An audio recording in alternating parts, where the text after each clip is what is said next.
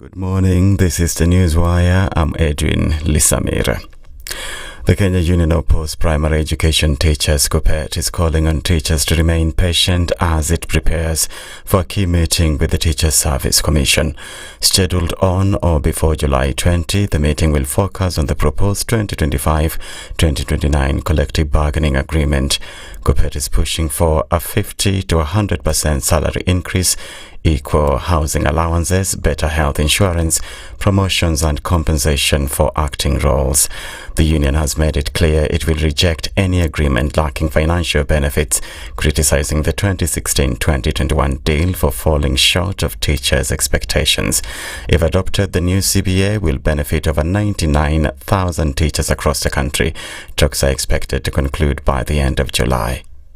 Take note that our teachers will be thoroughly be overexposed if we don't conclude the new CBA, because the other one which we are been having was lapsed on 30th of June, and with the lapse, then it means that we are now living without a CBA, and hence the need to conclude a new one.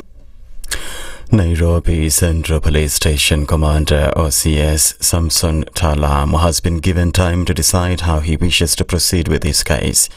Talam is being charged in connection with the death of blogger Albert Ojwang, who died in police custody last month. The OCS is contesting the criminal charges, saying the incident requires a judicial inquiry to establish the truth. His lawyers, including Dunstan Omari, requested that the case be mentioned on Friday to obtain instructions from their client before deciding on a course of action. This even comes after calls for justice dominated Albert Ojwang's Requiem Mass yesterday in Nairobi, where Ojwang's family condemned his murder and called for an end to extrajudicial killings. Now this I want to say because of the pain of my heart, and I want to speak to every Kenyan, because I wish that what happened to this boy did not happen to him. We have had stories of people being thrown in the rivers and they are found. But this one was not thrown in a river. This one was picked from the father's hand, and he was butchered. I'm praying to God, and I'm praying to every Kenyan who is listening. I pray to God that this may not happen to somebody else. At the same time, Ojwang's widow, Nevinina Onyango, appealed to the police to exercise restraint when handling protesters. I want to talk to the police and even those people that are in charge of taking care of us. I wouldn't wish to see anybody or any parent, any wife, any son, any daughter going through whatever we are going through. So I would like to urge them to treat everyone perfectly, even if they are not their relatives, even if they are people that they don't know. Let them take the right channel. Let them deal with everyone in the very best way. Youth have been urged to come forward and register in order to benefit from the Kazim Tan initiative, a project aimed at empowering jobless young people across the country. Speaking at Hola area in Tana River County, Deputy President Kithure Kindiki said the government will start employing youth under the project this July. He said the initiative will give youths the opportunity to earn a weekly income while improving the environment. Rais ametangaza kuanzia mwezi huu wa 7 turudishe ile kazi kwa vijana, kazi mtaani ambayo tunaita climate works katika county zote 47 na sub county zote 482 za taifa la Kenya. Kwa hivyo vijana, as we speak, tunafanya recruitment, kwa sababu kutoka mwezi huu tutaanza kupeana pesa ya vijana kufanya kazi katika miji yetu, kusafisha miji, kupanda miti ili tuokoe mazingira. Kindiki also defended the fundraising meetings he's leading to empower youth and women groups in various parts of the country, saying it was part of the Kenya Kwanza manifesto during the campaigns. That's the Newswire. I'm Edwin Lisamira.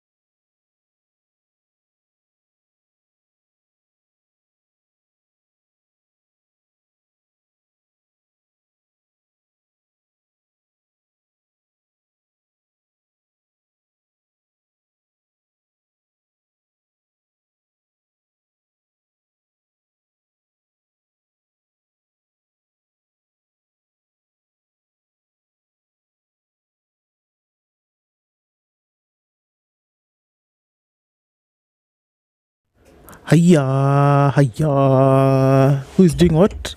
We are here. Good morning, good morning. Ooh, everything is falling down. Can you see? Good morning. Good morning. Okay, I'm not here alone. Okay. Good morning. Wewe iko salama? Salama sana yako iko aje? Nini yo? Siko. Oh, your morning. Fine, thank you. My morning is fine, thank you. Nice. Yes. How was your day yesterday? My day yesterday was busy. I was getting home late at around 9:30. Had class and some meetings as well. So yeah. This is good.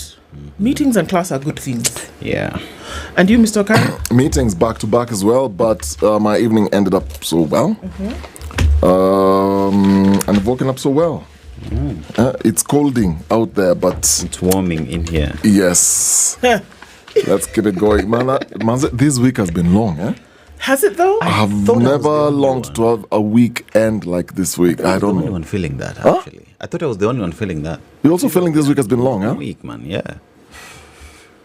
I think we need a debrief. Every weekend, like on a Sunday, we do a debrief. We call in somebody to talk to us. Because at this rate, with everything that you're dealing with, no, the whole country needs a debrief. Yeah. The mind is so full of stuff, you know. I thought about that the other day and I was like, okay, good Lord in heaven. It's just really heavy, isn't it, sometimes? Yeah. But, here we are. And it's Thursday already. It just was Monday, actually, guys. I know it feels like, and I think it's the stuff. I think it's the stuff that just makes it seem a lot longer. But, here we are and moving through the day. Regardless, we do what? We move. Bus. Irregardless. I actually saw I read something that somebody wrote the other day, and she put I don't even know what it is, but in her mind, the spelling that she used was correct. It was IREGARLESS, and she believes that that's how to say the word irregardless or whatever. No, President Uhuru normalized it. So irregardless. I'm already tired. And it's 6:17. It is 6:17, and this is the Situation Room. Good morning and welcome. As we get into conversations this morning, necessary for us to have. I keep saying that, but it is absolutely true that where we are at a place whereby we comfort the afflicted and afflict the comfortable. Let me tell you some of the conversations that we'll be having today. It is Justice Thursday, and a number of things have come up in the courts. This is the day when DCI boss Mohammed Amin is supposed to show up at the High Court before Justice Chacha Mwita to do one thing, to present I can't say his name for me. Ndangui, yes. Yep. To present Ndangui before the court. It's Justice Chacha Mwita said, present him dead or alive. I don't want this drama. I want you to present him. So that is what is happening this morning, but also conversations that we will have around issues of justice. And let me tell you what those will be. We'll start off things at 7 a.m. this morning. Did you know that there is the human cost of justice in Kenya? Grace Wangeshi is the executive director of the Independent Medical Legal Unit, Legal Unit, and we're going to be looking at the human cost of justice in Kenya, what exactly it means. Grace joins us, and we'll be looking at a number of issues.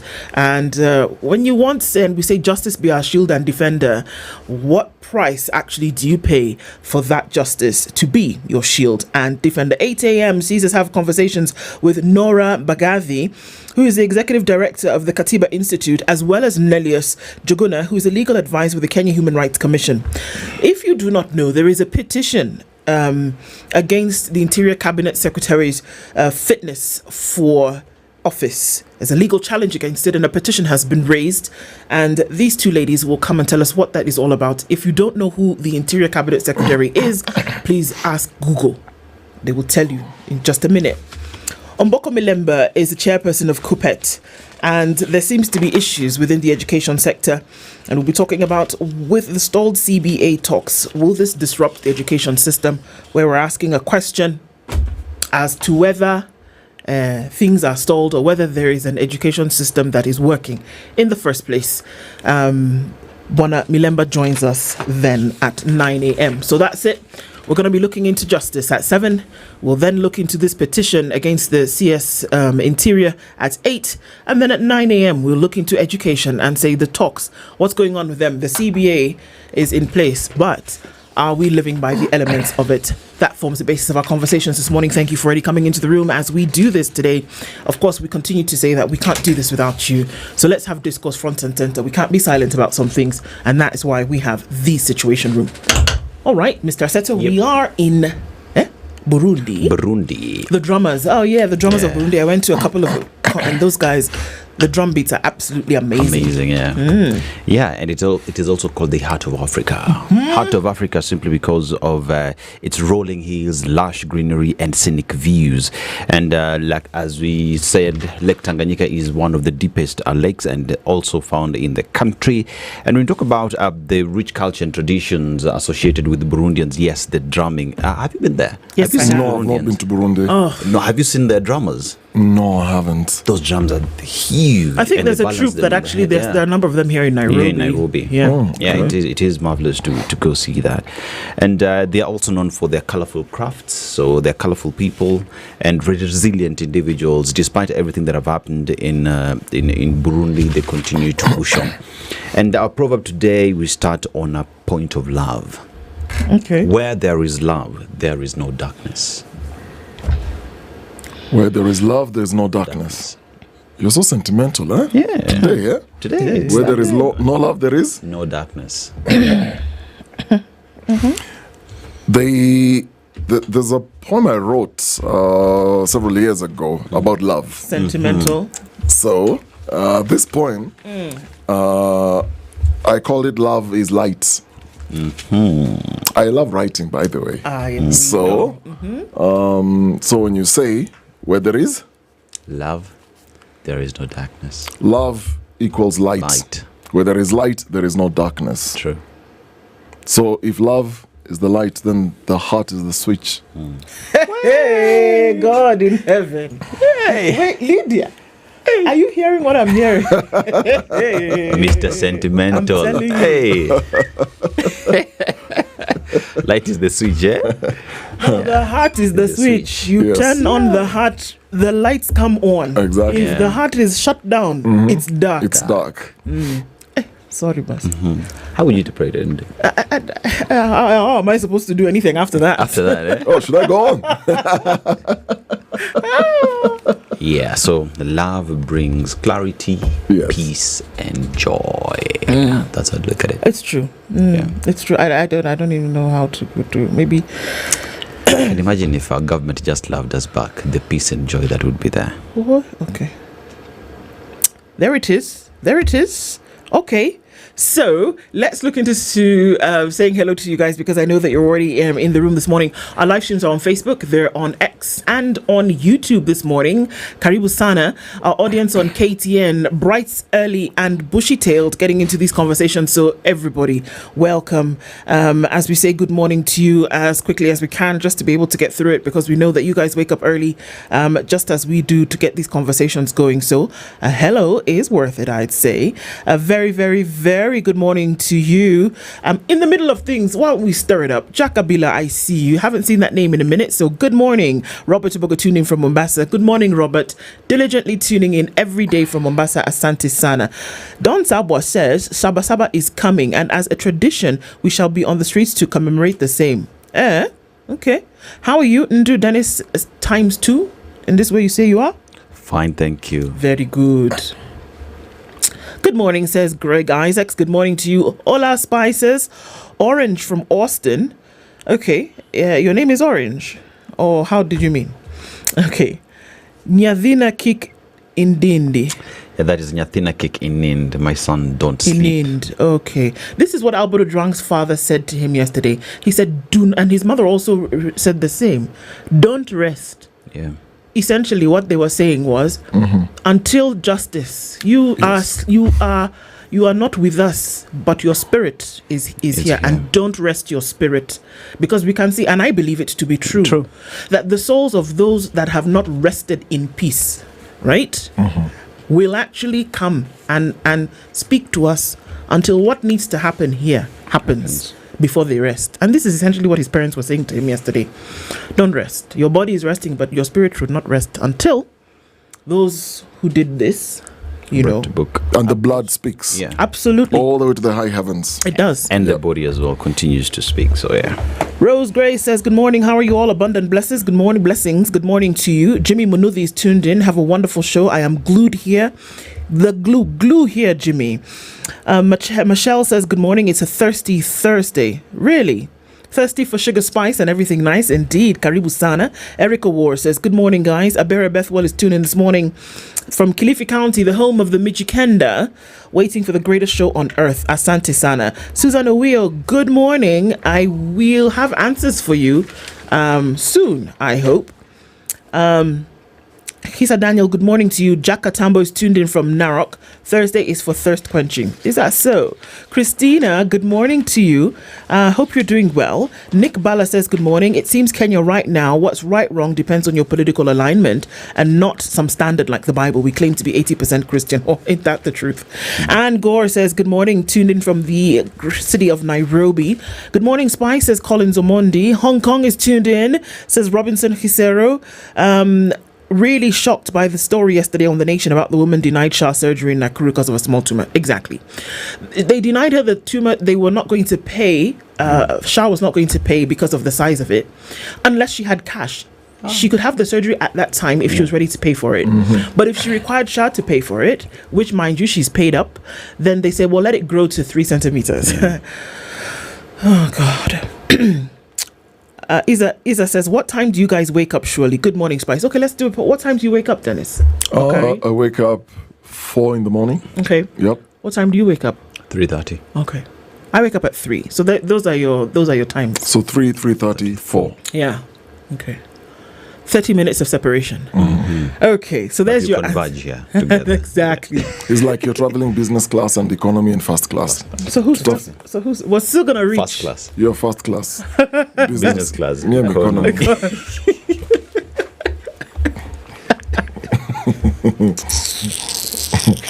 But the destination is the same. We arrive at the same time. Sorry. You know, yeah. Even meal is served at the same time, just different cuisine. So it's fine. Yeah, you guys have the but you, plastic the lady, spoons, and I has have to the do an silverware. hour. Yeah. You, the lady, has to do an hour. Actually, not really. No, I'm The really quick. makeup and everything have to look good. I do it here for 5 minutes. Really, literally. But I'm reading and stuff, you know. They say, man, tunaruka kwa nguo. Where? Literally. Yeah. We jump into clothes.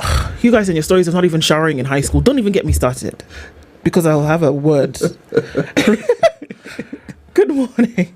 Now, Apenda Sana says, Carol Nyambura. So there's the answer to your question, Isa. Monganyi Malala says, hello, Lydiah. Unasalimiwa kabisa. Dennis Squared. We need civic education. Parliament is the weakest link. Okay. The Nairobi says, good morning, all. Mambo ni KBB. Is that a number plate for something? I know. You know, throwing it out there. Collins Kenovia says, I need to be on the show. Okay, well, you know, let's see about that. Big ups for the good job, says Monica Oile. Good morning, sister. Tibbs Muga is tuned in and says, good morning to the Spice FM team. Daniel Mutinda tuned in as well from Machakos. Agola, good morning. Another lady who is just, you know, joining in our conversations, adding great discourse. Thank you for being here every morning. We use you as a point of contact for everybody else who does. Asante Sana. Sarah Kilonzo says, good morning. James Kamau is tuned in to the Situation Room this morning from Forney in Texas and says, we are here, New Dawn with Dr. Fred Matiang'i. Yeah, okay. Lillian Odwogo says, good morning, Spice. I just love your truth. Tuned in from Kisumu. Thank you so much. Jose, you said, hello, good morning, team. Sound, haiko ama laptop yangu iko jaba. Laptop yago iko jaba, Desmond, because I think we're all right. Kavoy Felix says, good morning. John Gishuki is tuned in. Kavoy, you're saying there's no sound. Can you hear me? They're asking, has it been abducted? Did the rapture happen and we are the ones who are left here? That's the question. Okay, perhaps it's a YouTube thing. There's no sound there. Perhaps it's a technical glitch because everybody's talking about it now. Maybe Lydiah wants to tune her eye to that. Kila mtu anasema sound ime left. Why? Isa said, Dennis Okari, your sweater ukimalizia kutumia unirudishie tafadhali. Who's that again? Isa. Kujia. Bas, umesikia? Kujia sweater wenyewe kwa kamba. Stanley Ngashe says, good morning. My prince says, the story of a man who slaughtered his wife and fed the flesh to his children is quite disturbing. What the hell is going on? I have to ask myself the question as well. You guys, there is a serious mental health burden. We don't talk about it enough. We don't address it, but it's major. It's crazy. Georgia Cole says, good morning, everybody. People who have never protested are now making a law to outlaw protests. I know, it's quite crazy. Okari has serious mistari. I like. What is mistari? Lines. Bars. Bars. Okay. Verses. Yo, hooks. See how he's looking at me? What do you want me to say? Ukona Mistari. Live from Temecula in California, says Noxy Wabs. Bwangi Juma's tuned in this morning. Charles Kanyede is also here. Brandy's tuned in from Vancouver. Doreen Shemea says, did you see Mukwana's lawyer Danston Mari rescue himself? Sorry, not rescue. It could have been rescue, but it's recuse himself yesterday. What are these guys even doing? I know. Danston recused himself from the case yesterday and said he would no longer be representing. David Karaoke says, I love it. Great show. I'm still shocked Murkomen is holding public office. It's interesting because we'll have a conversation at 8 o'clock today about folks who's filed a petition to actually see how he can be removed from office. I don't know, but we'll hear how that's going to go. Steve Ouma says, good morning, good people. I'm listening. Deknis, are you okay? Positive Discovery says, is Lydiah married? Wait, you guys, I've told you. Some of these questions, it's good that you're asking me because you need to see me separately before we even start answering some questions. And you need to come through the anchors. Thank you, please. We do extreme vetting. I'm just security. You don't even mention her name. You talk to us first. Can we put our demands there? Exactly. First. Abi Lydiah, they talk to us first before they even thank you. Don't even call her name in our presence first. Talk about a flower that you've seen somewhere in the field. Looking at her is a cost. Thank you. Yeah. Talk about something that you've seen somewhere that perhaps maybe you would like to perhaps think to discuss. You see where I'm going? Yeah. All right. Good morning, husband. Good morning, Chris Mahora. Sankok says good morning as well. Ricky Kinyanju is tuned in for my Mahue. I love that town. Many places that I've seen around this country that I really like. David Mangera says good morning. It's coming. Walid Bakhir says good morning. Steve Ouma. Okay, yes, you've told us. James Kamal also. Now we can hear. Sindio, Mtuflani. Hey, Mtuflani. Please, I've greeted you properly today. Please, can you now greet me singularly? Sindio, everybody, good morning. Karibu sana and welcome to the Situation Room this morning. Let's look into the headlines, shall we? Yes, indeed. Allow me to clear my throat. Kenya's bold newspaper, The Standard. Abductors Playground is the headline. There's a picture there of the gentleman who will appear in court today before Justice Chacha Mwita with this young man who they said they don't know where he is. Nangui Kinyagia. Bring him, according to Justice Chacha Mwita, dead or alive. That man is Mohammed Amin. He is the DCI boss. DCI boss Mohammed Amin is expected in court today not as a prosecutor or witness, but as a man under judicial scrutiny, summoned to account for a missing blogger in a system gasping under the weight of its own impunity as families bury tortured sons, judges demand answers, and a rights group compile grim lists. Questions arise on the 29 Kenyans still missing. The courtroom may be his next stop, but for dozens abducted, the destination remains unknown. You guys, 29 people are missing. 29 families. Those are the ones that are known and accounted. Those are official figures. Those are official figures. Yep. 29 families are looking for their loved ones over time. Yeah. And I keep saying, if you say you're looking for somebody, right? The people who are tasked with the job to maintain order and security also tell you that they don't know where they are, number one, and they have tried to find them, they cannot. They don't know what else to do to find them. you had better be worried about the state of security. Yeah. Because if the people who've been given the job to do don't know how to do it, you have to ask yourself a couple of questions about that. Whether it's selective knowledge. Excuse me. Anger as Pasaris seeks to keep protesters away from Parliament. That's another headline. Bill proposes 60-year age limit for police bosses. So once you clock 60, you can't be the boss of the police. Hospital ordered to pay us. Employees sacked over food. You want to hear that story? Trust me. Violent arrests, abductions on the rise as court summons are in. And the DPP wants baby Pendo murder trial moved. To what? To where, you ask? We'll tell you. Understanding the birth of Saba Saba as Monday nears. Saba Saba comes on Monday. Tears flow for slain teacher as King eulogized Ojwang at solemn mass. And the court is to decide Lagat case over Ojwang's death. Waiting for that as well. And I just want to look real quick. Of course, the sports page is full with stories about what's going on. Kenya Cup coming up, and of course Wimbledon continues, and your local leagues still continue. All right, Aseto? Let's go to the Daily Nation and the headline, United in Greed. Why do you ask? It's all about control of funds now. The First Amendment, the National Assembly has in many instances struggled to raise a quorum when it is considering people-centered bills, but on Tuesday, the House attracted one of the largest turnouts in its history, with rival camps closing ranks in pursuit of a common interest, money. In their never-ending desire to line their pockets, over 300 members voted to change the constitution to put under their control 3 funds declared illegal by the courts. Okay. Yeah. Muslims, we want respect. Court ruling on inheritance. Muslim leaders have criticized the Supreme Court ruling that granted inheritance rights to children born out of wedlock, describing it as a direct contradiction of Sharia law. Now, Kenyan officers mark first year of Haiti peace mission. A year ago, the idea of Kenya police officers standing guard in the gang-infested alleys of Port-au-Prince in Haiti seemed like a distant diplomatic fantasy, but it is now 1 year later, and there's an officer who's still missing. Yeah, we've not received any official government reports, but some have come from Haiti confirming that indeed that man was taken and is actually dead. Is he dead? That's what the Haiti government said. Okay. Now, there is something called deportation that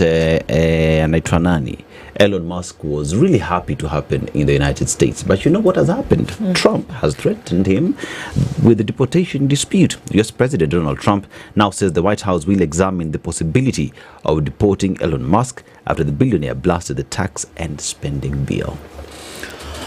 You know, there was this thing in the time gone by called a duel. Yeah. Everyone needs to get their weapon, do the 18 paces, turn around and see who gets the first shot, and leave the rest of us alone, please. If they want to deport to themselves or do not have tax, you just get deport. over it. It's fine. At least Teslas will be manufactured in Africa for all you care. Anyway. Mr. Okari? Okay, let's look at the Star. Senate poised to end CDF for good. New stand to renew political rivalry between the two houses. So how county governments will share 415 billion. There's a story there. Pipeline put on sale again after state makes U-turn. Tears and calls for justice. Ma Albert Ojwang Mass. And I was just reading through Albert Ojwang's wife, Nevina Onyango, with whom he had a son, George Miles, also known as Albert Jr. And she talked about the shared dreams that they both had, and they were building together since meeting in 2021. And just listening to this young woman talk about Albert, the husband who was in the casket in front of her, was just terrible. And she was saying, we had plans, the way you left us is unbearable. But I hold on to our love, our memories, and our son, the piece of you that lives on, she said. She promised to raise their son with strength and ensure he knows how loving and devoted his father was.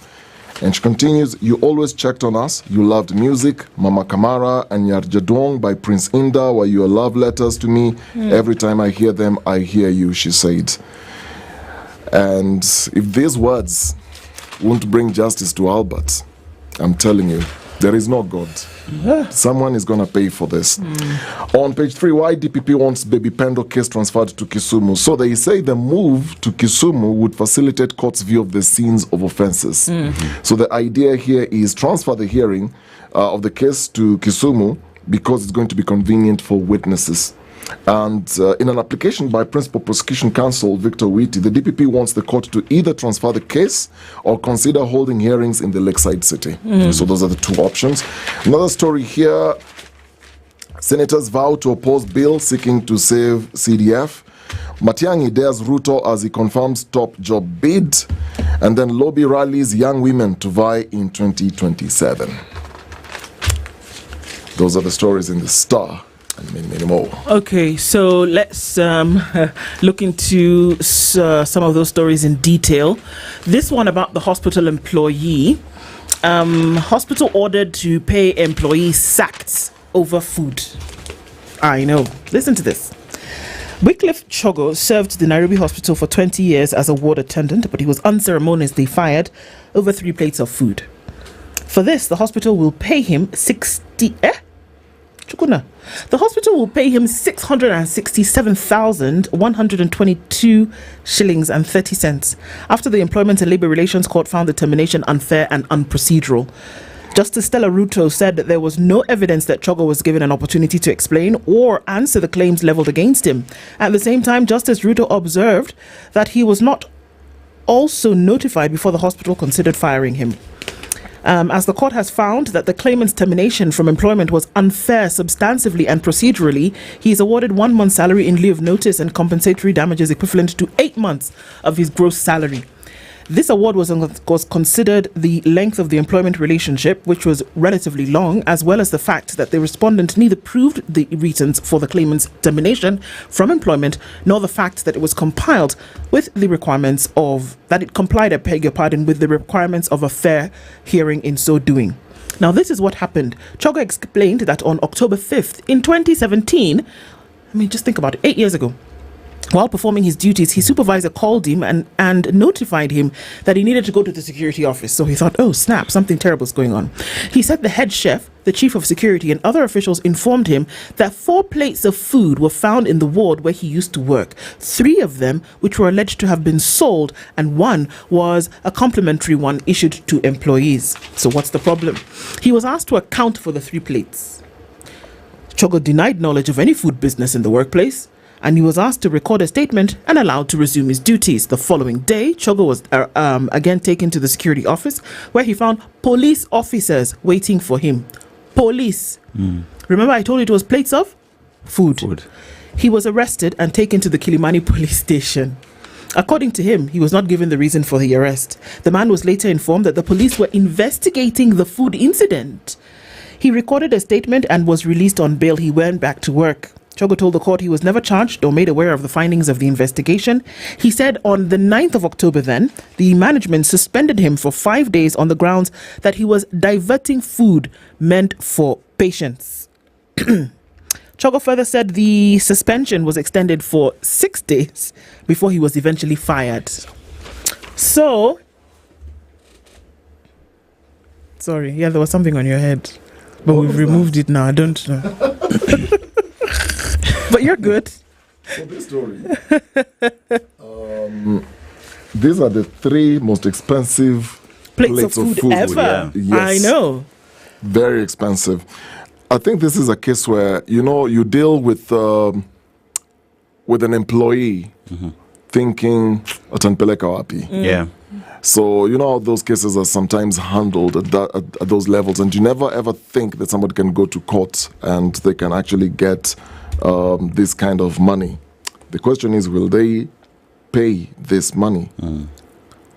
They kind of have to pay the money now. Yeah. First of all, you sacked a man over 3 plates of food. You didn't even have the decency to tell him the reason for his sacking. Yeah. But then again, he served food for the longest time. Never had you heard that who was he selling food to? Yeah. Selling food to his staff? If you know about hospitals and how they take care of their staff, that a lot of the staff are fed or they buy food at a subsidized rate based on the fact that they serve meals to patients. So on what basis would he have to serve food? But even as I'm interrogating this, the problem is that they didn't interrogate it at the time. So, whereas you could have had a conversation with him and you could have had him explain to you what was going on, then you want to ask questions about whether it warranted police coming to the hospital to arrest this man over 4 plates of food, which, even if the food kri was 1,000 per plate, now you have to pay how much? You would have even told the guy, we're missing 4 plates of food and we're going to charge it plus damages at 1,000 bob per plate, and we're going to deduct it from your salary. You know, by the time now you're going to have to pay almost 700,000 shillings for those plates of food, my friend. But you see, as investigations are going on, they say the food was sold. So clearly there's someone who bought the food. So did this person record a statement, and did they confirm that it is this individual who sold it? But that's the problem. That's what the Industrial and Relations Court is saying, that why don't we, if you say the food was sold, who bought it? Who bought it? Who received the money? Yeah, but you know, in all fairness, there's a bigger story here. Let me not talk about this particular case, but this happens in very many hospitals where food is sold to patients. So it's a family talking to the person responsible and saying, tuangalilie mtu wetu. Then you pay something small, and then mtu wetu gets the food, because the hospital claimed that the head chef has been complaining that food meant for patients in the wards was missing. So by the time you see them making that, taking the action of bringing in police officers, at that point maybe they had it. But this could be an isolated case, so they decided, you know what, we are going to call the police on you. And then very quickly they start doing all these things, and then they realize hatuna evidence. But this sometimes happens. But on this particular case, I think that was extreme. It's too extra. Yes, of course, calling cops on somebody because of food. Is going, it's too extra. What is the internal mechanism when it comes to disciplinary action within the institution? You know, did you at least explore everything before calling the police and even firing the individuals? Now it's because of those questions, and you don't have answers for them. That is why you will do what? You will now pay 700,000. Yep. Sasa kuna hii mambo yenye iko page 4 and 5 where members of parliament united in greed. Now, a record high 304 members of parliament on Tuesday voted to entrench 3 funds under their control into the constitution in their never-ending desire to line their pockets. The National Assembly, that has in some instances struggled for quorum when considering people-oriented bills, attracted one of the largest turnouts in the history of the House. Rival camps closed ranks in pursuit of a common interest money. It was one of those rare moments when Orange Democratic Movement MPs defied their party leader, Mr. Raila Odinga, to overwhelmingly back the Constitution of Kenya Amendment Bill 2025. Now, the bill seeks to anchor the Constitution on the National Government Constituency Fund, the Senate Oversight Fund, and the National Government Affirmative Action Fund. Although the law bars MPs from the day-to-day running of the funds, they have a lot of sway over the award of multi-million shilling road tenders and other contracts, which have turned into breeding grounds for corruption, as highlighted by the Auditor General in past reports. So the courts clearly pronounced itself on this matter, declared these funds illegal, that we know the purpose of a member of parliament, which is representation, oversight and legislation. You have no business managing all these funds. It is also a conversation we had yesterday with CJ Emeritus on these funds. It says that it's just a ground for corruption. But members of parliament feel like, we must have this money. You know, and for once, members of parliament from ODM can actually have a stand against the party leader. Mr. Odinga, on this one, we have a say. You know, this story, what these guys are doing, in short, they're trying also to trap the Senate from what you hear the senators say, because there's the National Government Constituency Development Fund. Yes. And they want to rope in 2 sister funds. So you've got the senators also having the Senate Oversight Fund, SOF. Then you've got the National Government Affirmative Action Fund. So essentially what they're saying, we're going to get our kitty, but we also want you to get your kitty. Now, for the senators, which I found very, very interesting, it's basically ring-fenced around oversight. Yes. So this oversight conversation, they're saying that for us to oversight, we need funding because we have to go to the field, we have to do all these things, we have to pay people to go to do the field work. But if that is the case, how much is each senator going to see? So the percentage in the constitution only sets the minimum. But during that debate, MPs were hinting at 1.5 million per constituency per month. Now, let's do county. Okay, sorry. Not county, constituency. Now, if you're doing 1.5 million Kenya shillings per constituency per month, let's take a classic example of Kisumu County. So if Kisumu County has 7 constituencies. So 7 constituencies in Kisumu, it means a senator would control roughly 10.5 million per month. You multiply that times 12 for just 1 year, you're looking at 126 million. This is for oversight field work. It's not salaries it's just field work. So the exact figures again will be put into this document, and they want to control this amount. And what the senators are then saying, wait, you guys want to trap us, rope us into this thing because there's an illegality because of what the court said. And the question is, if it moves to Senate, will it then be passed? And if you look at the sentiments here, they're saying, no, we're going to shoot this thing down, or else this thing ended to referendum. Well, I mean, it's interesting because the question is then, what is the Senate hungry for? Is the Senate hungry for the fund, or is the Senate hungry then for proper oversight? Because if it were, then the Senate would be the one, lower house, upper house, whatever the case may be, the Senate would be the one to say, no, we actually have to adhere to what the court has said and what we're constitutionally bound to do. But this is also flying in the face of the call from many a senator over time for this very fund, where they've been said that our oversight capabilities or oversight capacity has been greatly reduced because of the fact that we don't have the resources that we need. So it's kind of like a dangling carrot before them. You want to shut off our funds? We can decide that we will not make the law that requires, or rather that guarantees that you will have funds to do your job. So, take your pick. It'll be interesting to see what the senators choose. When you talk about oversight, especially in the counties, majority of whatever is done usually is through the committees, right? So when such happen, one of the things that senators rely on usually is the statement of accounts and whatnot, to dig deeper into that before going on ground to visit the projects that would be there. So when we talk about all these funds per constituency, why are we not looking in terms of the documentation that is needed going into the books of accounts before the fact? Why does a senator need 1.5 million per constituency? There are people who are speaking around this thing, and it's so disturbing how we quickly change. I mean, look, Edwin Sifuna, Nairobi senator, well, he insists the bill will face a tough battle in the Senate and potentially in court.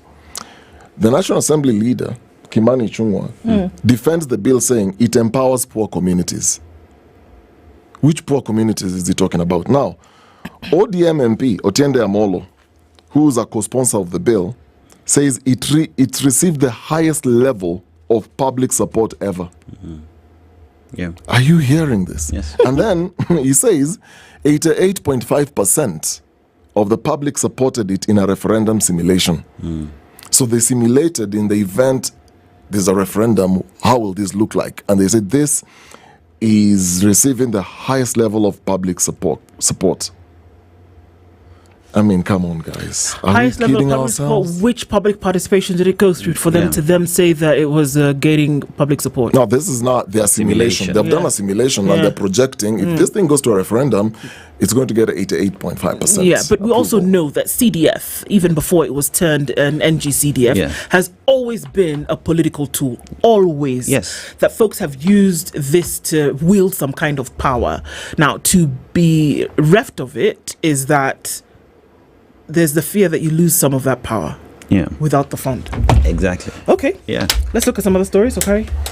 Okay. Story here. We're looking at this story of, where was it again? Very quickly. Of Baby Pendo. No, we're still talking about justice. Yeah. So this case has been ongoing for the longest time ever. So now, my issue is, with all these delays, so there's a decision that is going to be made whether the case is going to be transferred to Kisumu or not. Where is it? I'm just trying to look for it. Give me a second. Okay. I have it here. So the DPP is asking the High Court to transfer the hearing of the Baby Pendo case from Nairobi to Kisumu. So the argument here is it's going to be closer to a lot of the witnesses, so it's convenient to them. So 8 other officers who had originally also been accused alongside the 4 have had the charges against them dropped by the Director of Public Prosecutions, who cited lack of evidence. So Baby Pendo was fatally hit in 2017. Which year are we in? 2025. How many years are those? 8. As police officers were deployed to quell violence linked to the 2017 post-election protest in Kisumu. So they also pleaded not guilty to other charges of torture and rape committed against civilians. Now, the accused are out on 1 million cash bail each. Actually, there was a photo somebody took, how they're strolling the streets. They're okay. Yep. They've been given cash bail. So when the matter came up for mention before Justice Margaret Mungai at the High Court in Nairobi on Wednesday, parties were informed of the DPP's application, dated when? June 30th. So the matter is coming for hearing on Wednesday. June 30th is when the DPP files this application. So the DPP argues that transferring this case to Kisumu or holding trial sittings in the Lakeside City would facilitate the court's view of the scenes of the offences which are the subject of the case. When did this thing happen again? 2017. So the transfer of the case will also tend to the general convenience of witnesses, most of whom are based in and around Kisumu County, you might argue, okay? He says the accused will not suffer any prejudice should the orders sought be granted. Now, Justice Mungai directed that the application be served on all parties and the parties to file their responses within 7 days before it is heard on July 17th. Now, they must not in any way, either personally or through proxies, contact witnesses or victims, nor disclose or disseminate any information relating to the case. Justice Mungai ruled on May 12th. Now, the question is, so you're taking this thing closer to where it happened. You're still talking about tampering and contacting witnesses and all that. From my reading of this thing, we keep pushing this thing. It's going to be July 17th. Yep. 3 days before this case comes for hearing, you're doing a fresh filing, which means the court has to allow everybody, all the parties, to actually go through the application and then adjust another date, and adjust another date, and then another date. So from 2017 to 2025, this is the time they're realizing, wait, we need to move this case to closer to where it happened, so that it gives you a 360 view. Of this is where it actually happened. What are we talking about? You know, when you're talking about taking it closer to where it happened, we're talking about witnesses being able to access court, right? But then remember, there's a body called the Witness Protection Agency. What its role in making sure that, first of all, witnesses are protected and that witnesses are able to show up in court. I mean, guys, let me tell you, from my reading, you look at all these cases. This is Baby Pendo. Now we're looking at another case of Lagat. We're still waiting to hear what these guys are what they're gonna sue. Whether he's going to be named as an individual in the case. So court is yet to decide Lagat case over Ojwang's death. Why is it that when it's certain people in our society, the cases move so fast, evidence is produced so fast, but when it's ordinary people, Baby Pendo's case has been ongoing for the longest time. Albert Ojwang is going to go the same direction. Sadly. If you're looking at the patterns, it's going to go the same direction. Sadly. Boniface Kerrick is going to go the same direction, where we're going to go on to the courts. Then after months and years, there's fatigue. So there's no follow-up. It's sad, but it's true. And that's the thing, that it's really sad that that's the pattern that has formed. But that's the thing about a pattern, that you just continue going in the same direction. And you know, I keep saying this, and it almost sounds like a broken record, but that's why you have to keep these things front and center in terms of discourse. You have to keep talking about them. Just like I every day read up on what's going on. Just like today, that there are remains of almost 400 people in a makeshift freezer mortuary outside the Malindi Sub-County Hospital. These are people who were exhumed from the ground in Shakahola Ranch. 3 years later, we still don't have the reagents that are needed for testing to find out who these people are. There are families, 637 people were on the list. 200 and some odd have been identified 3 years later. We don't even know what stage of exhumation that they're in. And there are people who are underground, buried. We're not asking questions. What's going on with the Mackenzie case, by the way? That case is still in court. People are still asking questions in terms of what's going on. But people get tired. People get tired, and then you want to know what's going on. But justice has not been served, and that the possibility that there are still human bodies underground that have not been exhumed, and that there are others that are sitting in a freezer somewhere, and we've not tested them to make sure we know who they are. My goodness, what do you expect? Justice is slow. Whether you're dead, whether you're alive. Yeah, justice is slow for you and me, or the ordinary person, but justice is very fast for those who are on the upper deck of our society. Those are things we can't keep quiet about, and that's why we talk about them right here in the Situation Room on Kenya's biggest conversation. Good morning at 7 a.m.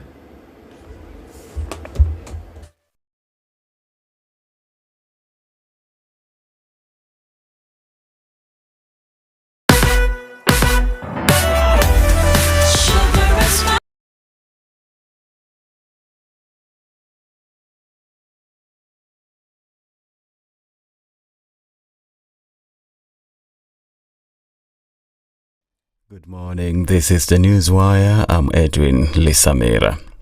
The Director of Criminal Investigations, Mohammed Amin, is expected to personally appear in court today to produce missing blogger Njambi Kinyagia dead or alive.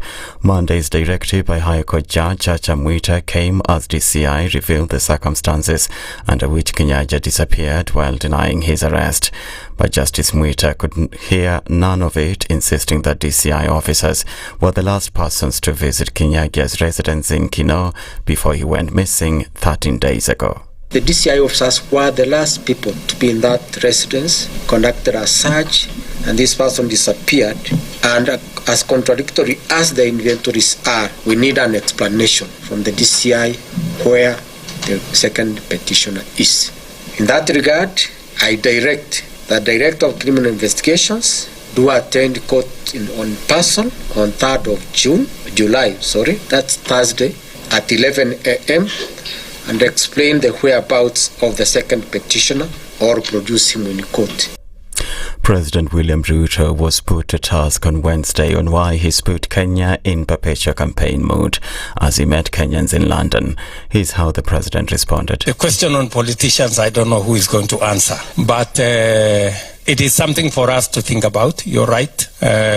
Election is a one-day event. Kenya is work in progress every day, So I think you're speaking to many of us in very profound ways that we have a country to mind, but elections are once in 5 years. We cannot do the job of a day in 5 years for all the 5 years. I think we should do other things.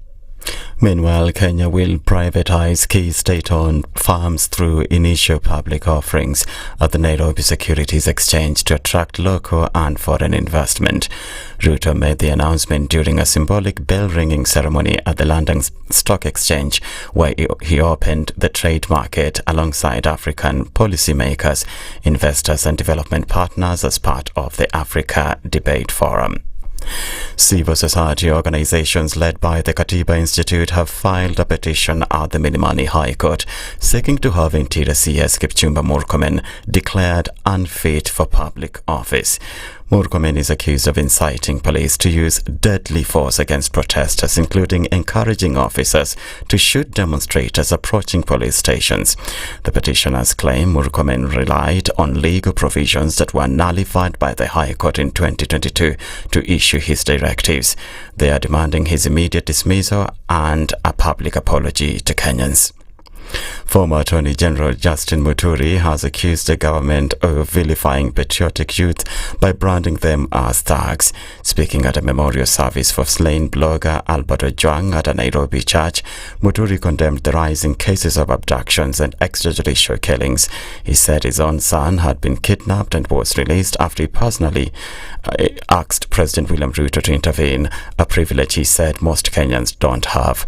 Muturi, who chairs the People's Rights Commission, emphasized that criticizing bad leadership is not a crime and labeling critical youth as criminals is a serious abuse of office. Abuse of power, pardon. This culture of forgive and forget and move on, we must say as a country, never again. If we are to build a country that respects humanity, I mean, we are the ones who have educated these young kids. It cannot be that when they come to question the way we do things, we treat that as criminal. Yet we continue to call ourselves a democratic country. I'm calling for an end, and we will be setting up various places where we want to collect all material, and this will not be submitted to government to go and gather dust in offices. A judge has denied bail to Diddy Combs after a jury convicted the hip-hop mogul of transportation to engage in prostitution, but acquitted him of the most serious charges, racketeering and sex trafficking. Lawyers for the recording artist had argued he posed no flight risk, pointing out his jet is being chartered in Hawaii. But Judge Arun Subramanian cited Combs' history of violence as he ruled the rapper must remain behind bars until sentencing later this year, when he faces up to 20 years in prison. In the nearly 2-month federal trial in New York City, prosecutors accused Combs of using his celebrity status and business empire to run a criminal enterprise to sex traffic women. That's the Newswire. I'm Edwin Lisamir.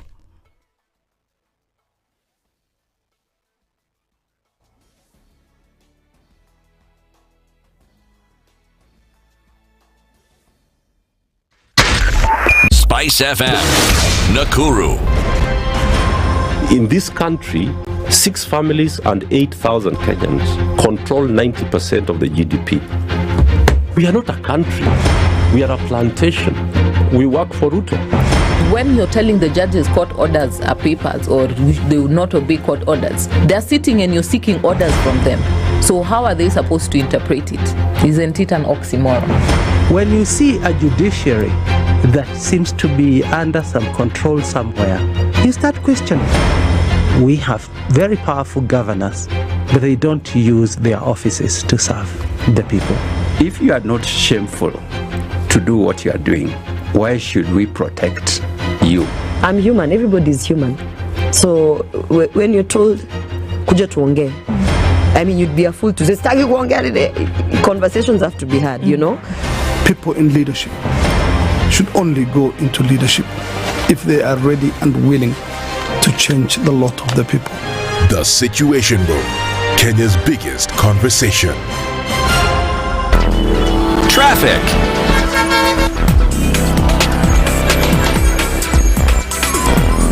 All right, let's see what's happening this Thursday. Traffic coming in on the Thika Superhighway this morning is coming in heavy from that Royal interchange through towards Githurai. You're going to take a break a little bit, and then as you get towards Garden City and then out to the Allsops Junction, then there is some traffic that is built up significantly going then towards Survey. Also some traffic on Kiambu Road. It's building on Limuru Road, coming in all the way from Ruaka out towards the Village Market. And then you'll find yourself right around Muthaiga Square with an inching along of traffic. Ngong Road is starting to look just a little bit busy as you come in from Naivasha Road on one side and from Ngong itself on the other. Langata Road also piling as you come in from that Magadi Road junction. And we'll see that traffic then find its way through towards Uhuru Gardens and then out towards the junction between Langata Road and Raila Odinga Way. So it's busy this morning already. We're not in traffic hour yet. Let's see what happens as we do. We'll talk and keep things moving. You'll help us out. SpiceFM KE on X, hashtag The Situation Room.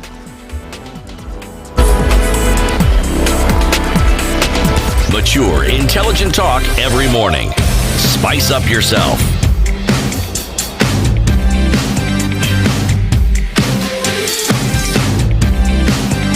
Morning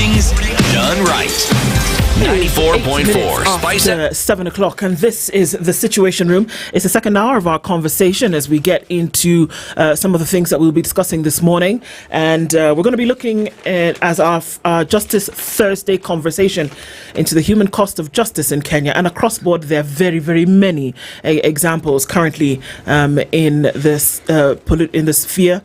We'll talk about that with Grace Wangeshi, who's the Executive Director of the Independent Medical Legal Unit. Good morning, Grace. Good morning. How are you? Very well, thank you. Karibu sana. Asante. And thank you for coming and having this conversation with us today, because there seem to be a number of things, and we're looking for the space in between. Okay, so what does justice actually look like? And so those are the conversations we have this morning. To welcome you to the hot seat, Dennis is going to share today's proverb, and we'd like to hear your interpretation of it. So we are just within the East Africa community, and a country whose capital is known as Gitega. You know that country? Yes. Gitega. Formerly known as Bujumbura.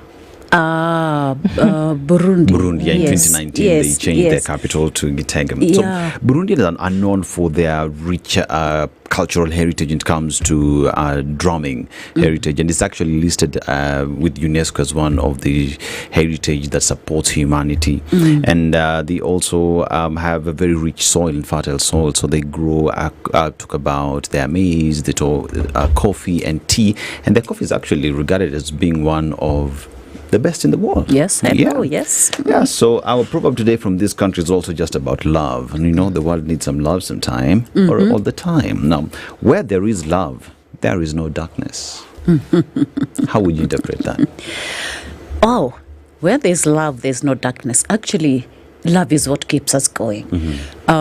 If you're surrounded by people that love you, if there's love in our country that we care about each other, if there's love in the way we do things, we do them to perfection in the best way possible, it means there can never be a dark day. You're happy. I mean, your face brightens, your life is bright. So I think it's a beautiful proverb. And it's beautiful. Yes. And there's someone seated on your left, Mr. Sentimental. Why are you putting me on the spot here? Well, Cesar, over the last, number of years, the questions about justice and how it actually is delivered then come front and center, and they're rife, and we start to wonder what exactly then justice looks like, and then whether it is a level playing field for everybody who then is either citizen, resident of this country. And most recently, then we've had to ask some serious questions about what it is. But before we get into that, we would like to get a little bit of knowledge and understanding into the work that IMLU does into these circles. Then it would, I guess, ground us to then be able to have this conversation. So maybe you can do that for us. Right. Thank you. Thank you for having me. IMLU is Independent Medical Legal Unit. We are the agency that works around enforced disappearances, extrajudicial killings, torture. Our niche is in forensics documentation of those types of human rights violations. We do work towards a prohibition of torture, but most importantly, ensuring rehabilitation services for survivors, because survivors of torture are some of the most vulnerable groups of people in society, most times forgotten, most times not seen, most times left to struggle by themselves. We do a lot of work around advocating for justice, for healing, and most importantly, holding duty bearers to account. One of our biggest areas of work is around putting an end to police brutality and ensuring that we can deal with the issue of impunity, which is a big element when it comes to, hindrances towards access to justice. Yeah. So IMLU is the go-to organization when it comes to prevention of torture as well as response to torture. Okay. Yes. You mentioned, abductions and forced disappearances. It's one of the issues that actually brought people out again during the protests that happened last week, because we've seen too many people disappear. And unfortunately, some of those have ended up dead. Yes. In the last administration, the River Yala stories were very, very prominent. Until today, interestingly enough, there is no recompense in terms of those individuals who showed up floating in the river, and for those who are still missing. There are still 29 people missing in the last 12 months. Nobody knows where they are. Their families are wondering where they are. And Mukuria is in my mind every day, because the images of him being put into a police vehicle on the 25th of June 2024 are still very fresh. And his mother going to every single police station in this city, every hospital morgue, and has not found her son, and is asking questions. He represents other people who have disappeared. The front page of the Standard this morning gives us 5 of those individuals who were abducted, who have been taken. There's no explanation as to what happened to them. Some of them have been let go, and they never speak again about what happened to them.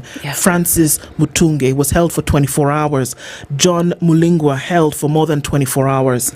Wajiko Thiga, we still don't know where she is. Mark Amiani held for more than 24 hours. These are all individuals who were taken in the last 2 weeks.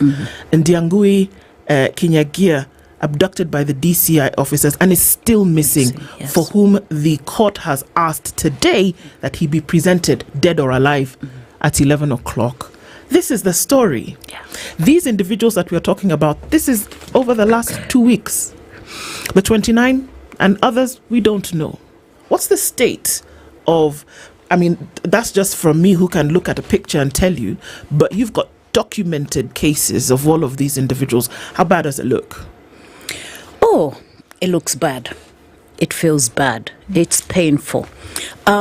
We not only document, but we speak to survivors' families. We speak to victims' families. And being at the forefront of, where the issues are happening. For example, when somebody is found dead, we have to be there to make sure that, yes, number one, this is that person, but most importantly, to find out how did they die. It pains me when we talk numbers, because as you're saying, it's not just numbers. You're seeing the face. You're seeing this person. This is somebody's child. It's somebody's daughter. It's somebody's son. It's somebody's husband. It's somebody's nephew, father, and we've seen families completely destroyed out of these situations and circumstances. So in 2024, that's last year, the total number of those that were disappeared is 89. During the Mandamano period alone, it was 63, but total was 89. Can you imagine what that means? It's really, really painful for those families. And not just for the families, those that have been found and released at some point, they speak of horrific experiences, pain untold, torture that's completely unnecessary. Because why they are tortured is to release information a lot of them don't have. It's to get them to implicate somebody. It's to get them to, divulge things that they really do not even know. And why all this? If you look at the circumstances and a lot of the people that have been arrested, have been abducted, they are said to have stated something or to have done something. When you look at when you follow the stories, it's actually things that that Kenyans are supposed to have said, because you're talking about our right to expression, you're talking about justice, you're talking about democracy. So when you challenge things that are not going well, and I'm not saying they did challenge, I'm just actually saying that people are being abducted for reasons they shouldn't even be, and the law doesn't even allow that. So the situation is bad. families, as you said correctly. I know families that have been destroyed completely, mothers who've lost jobs because they have spent so much time moving between morgue and morgue, all over. And at the end of the day, they're just left in debt, they're left in pain, they're left concerned. And by the way, a lot of those mothers that I've spoken to mothers in Mathare. There's a group we call Mathare Mothers of Survivors. They say to them, justice simply means closure. For some of them, they just want to know, is my son dead or alive? Just that. And that for them is healing. Others just want somebody to say, I am sorry that this happened.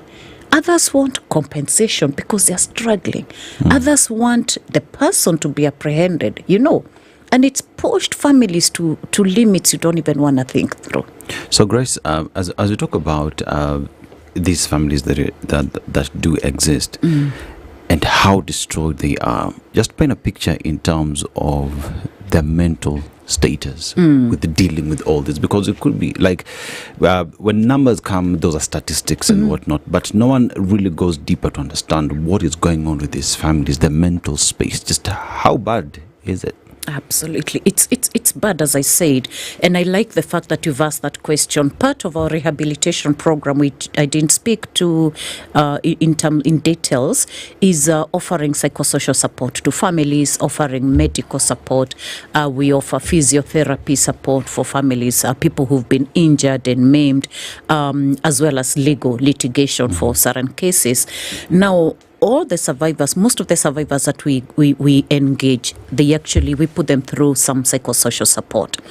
And their mental situation is bad. It's really difficult. At first, when we begin, we have a series, we have a professional way of counseling and engaging them. When we begin, most of them are just in tears all through, in pain, denial, anger, frustration, suicidal. It's difficult. It's really painful. But then when you walk through a journey with them, they start healing slowly. But they can't quite heal.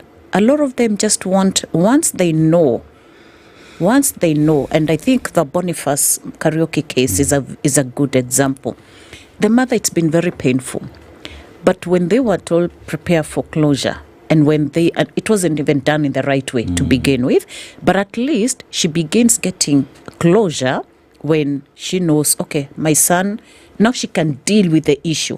But now these ones who are losing, who don't know where their children are, what are they closing on? Even the psychosocial support, they are still left in a mental state of, am I mourning? Am I just telling myself that my son will never be found, or am I going to hold on to hope?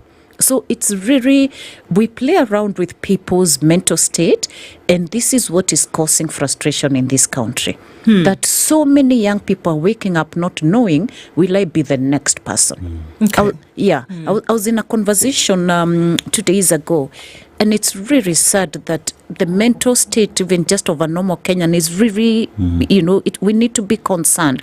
And I was in a space where people are saying they're actually more afraid of police than they are afraid of guns. Then there are people saying, why would you use guns to manage protests? I'm diverting, but I just want to show you the mental state here. So you've created so much fear in people who are already dealing with pain. Anxiety is a big mental issue. Anxiety amongst the young people, not knowing, will I be the next one?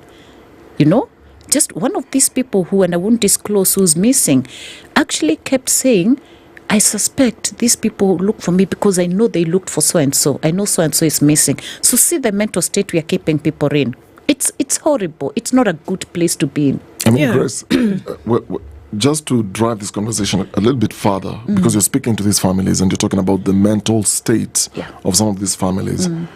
You are sitting where Ibrahim's mother sat last week also, and she was narrating the story of how the son was shot outside Parliament, how she received the news.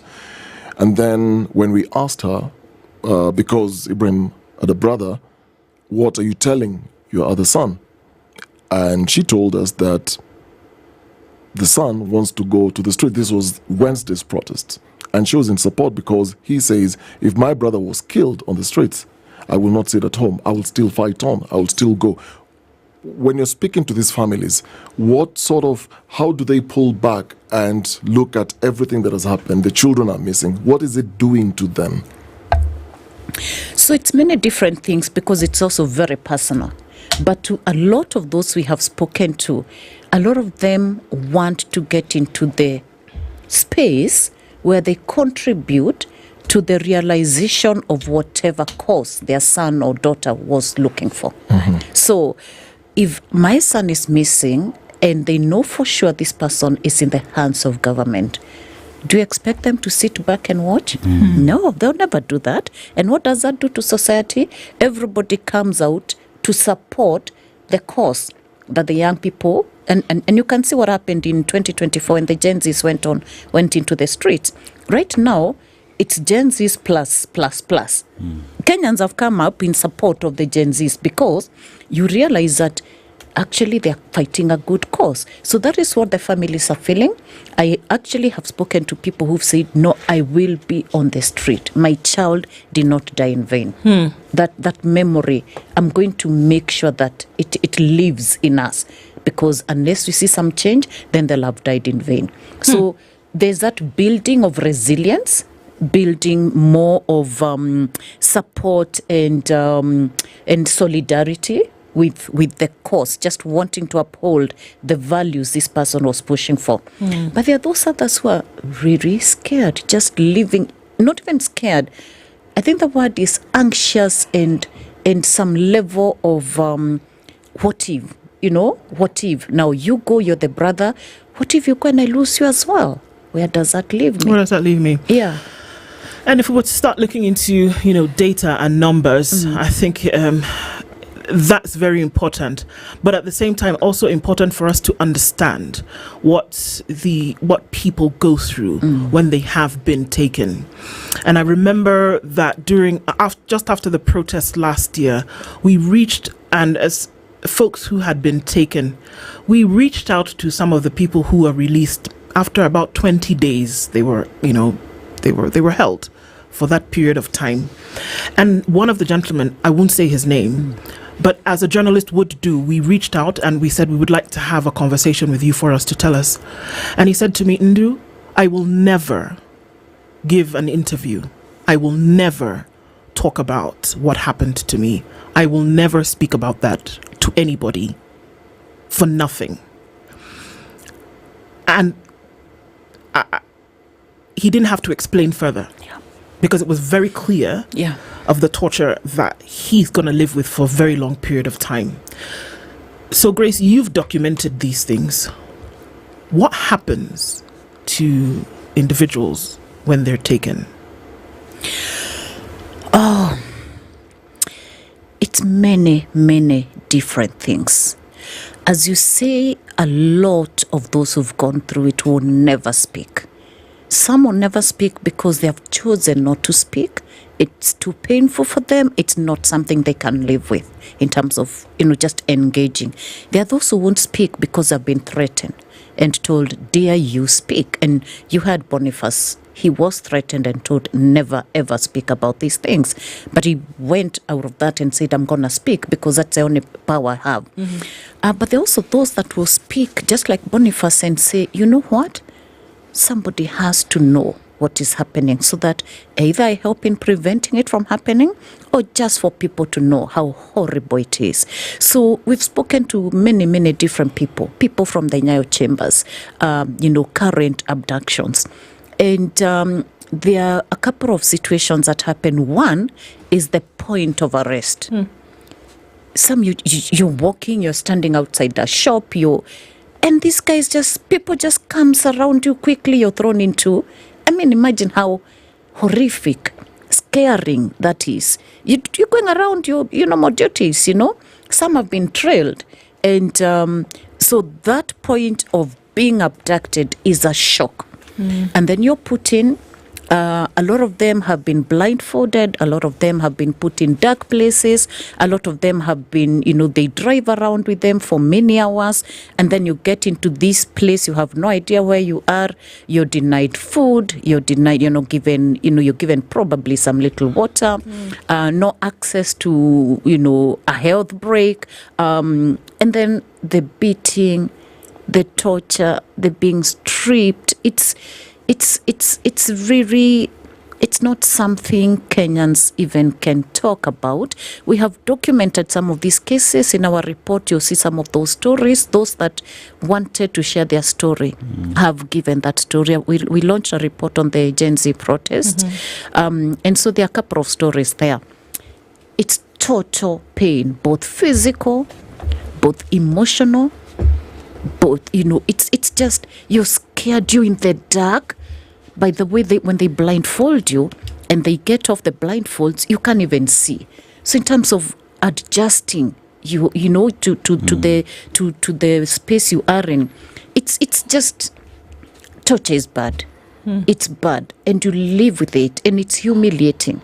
You're asked questions about your family. They threaten you. They dig into you to such a point of vulnerability that you don't even know who you are anymore, So if they tell you, we know where you live, we know your children, we know where they go, we know your spouse, we know. It takes away your dignity. I think that's the best way to put it. It takes away your being, you. You're no longer you. Someone has seen you completely naked. They have, it's horrible. I mean, I can't describe torture, because it's just too much. But Grace, if we go the medical way, because abductees have managed to quote-unquote escape, or some have been dumped in bushes, reported having been forcibly injected with drugs, or their food and drink laced with drugs. Are this documented, and what are the effects of these drugs that they've ingested during the time when they've been tortured? Have you had those cases? That's an area, a growing area of our work. We have done a couple of toxicology tests just to find out, whether they were injected with the drugs and what the effects are. Unfortunately, most of these tests are done outside, and a few spaces here or service providers.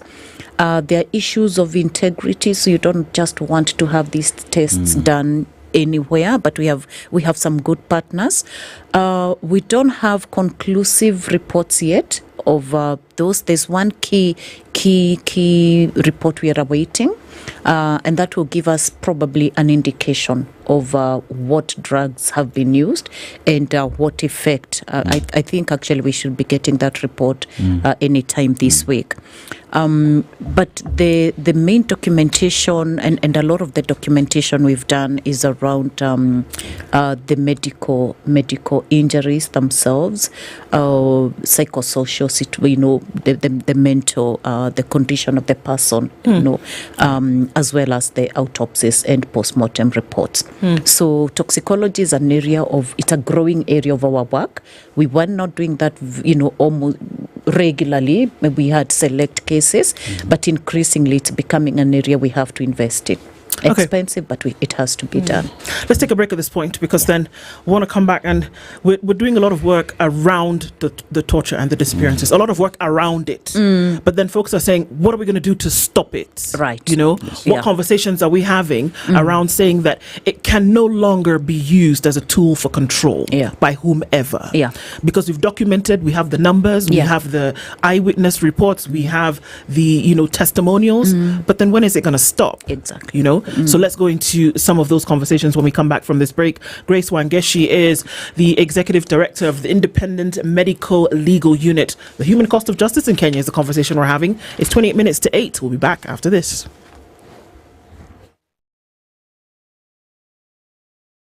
This is the Situation Room, the only way to start your day. The Ministry of Health is conducting a typhoid and measles rubella vaccination campaign in all the 47 counties from 5th to 14th July 2025. The typhoid vaccine will be administered to children aged 9 months to 14 years. The measles rubella vaccine will be administered to children aged 9 months to 5 years. These vaccines are safe, effective, and available free of charge at all health facilities, schools, markets, and places of worship near you. Typhoid is a serious disease that spreads through contaminated food and water. Maintain safe water and sanitation even after receiving the typhoid vaccine. Measles is highly contagious. It can cause severe complications and even death. Vaccination against measles offers the best protection against the disease. Let's protect our children from typhoid and measles rubella. This message is brought to you by the Ministry of Health in collaboration with UNICEF and the World Health Organization. One of the things that are ailing our country is negative ethnicity. You find you as a state officer, instead of thinking as a Kenyan, you think like a tribal person. Let me tell you something. The biggest problem we have had in this country is a leadership deficit.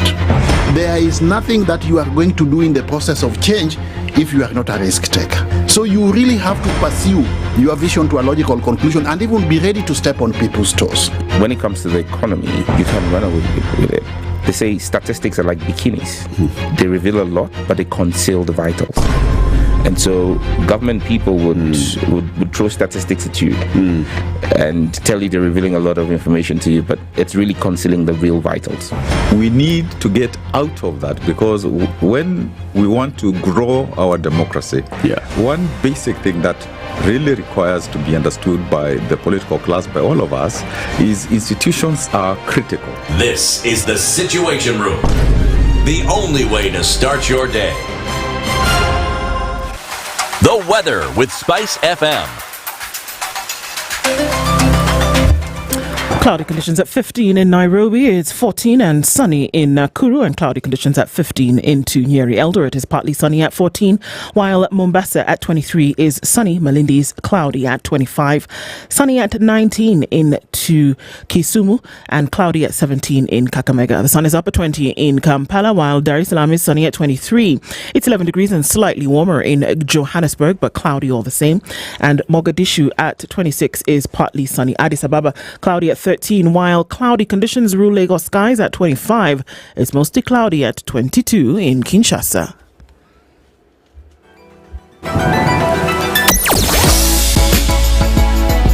Sugar and spice and everything nice. Spice FM. Spice up your life. Traffic. All right, so we are into traffic hour right about now. It's busy getting into the city if you're coming off of the Thika Superhighway. And then we're also seeing traffic that is busy on Langata Road today. Rilo Dingaway is taking off some of that, and it's going towards Ngong Road. Very, very busy this morning. And also, as you then go through towards town, if you're coming in from Kiambu Road, it's bumper to bumper. It's all red here and in both directions. Everybody's going in one direction though.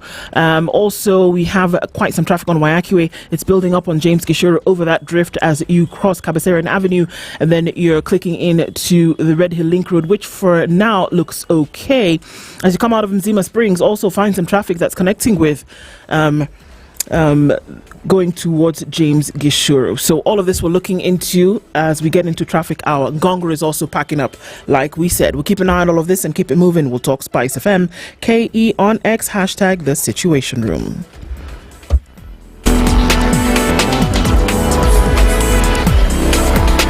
Mature, intelligent talk every morning. Spice up yourself.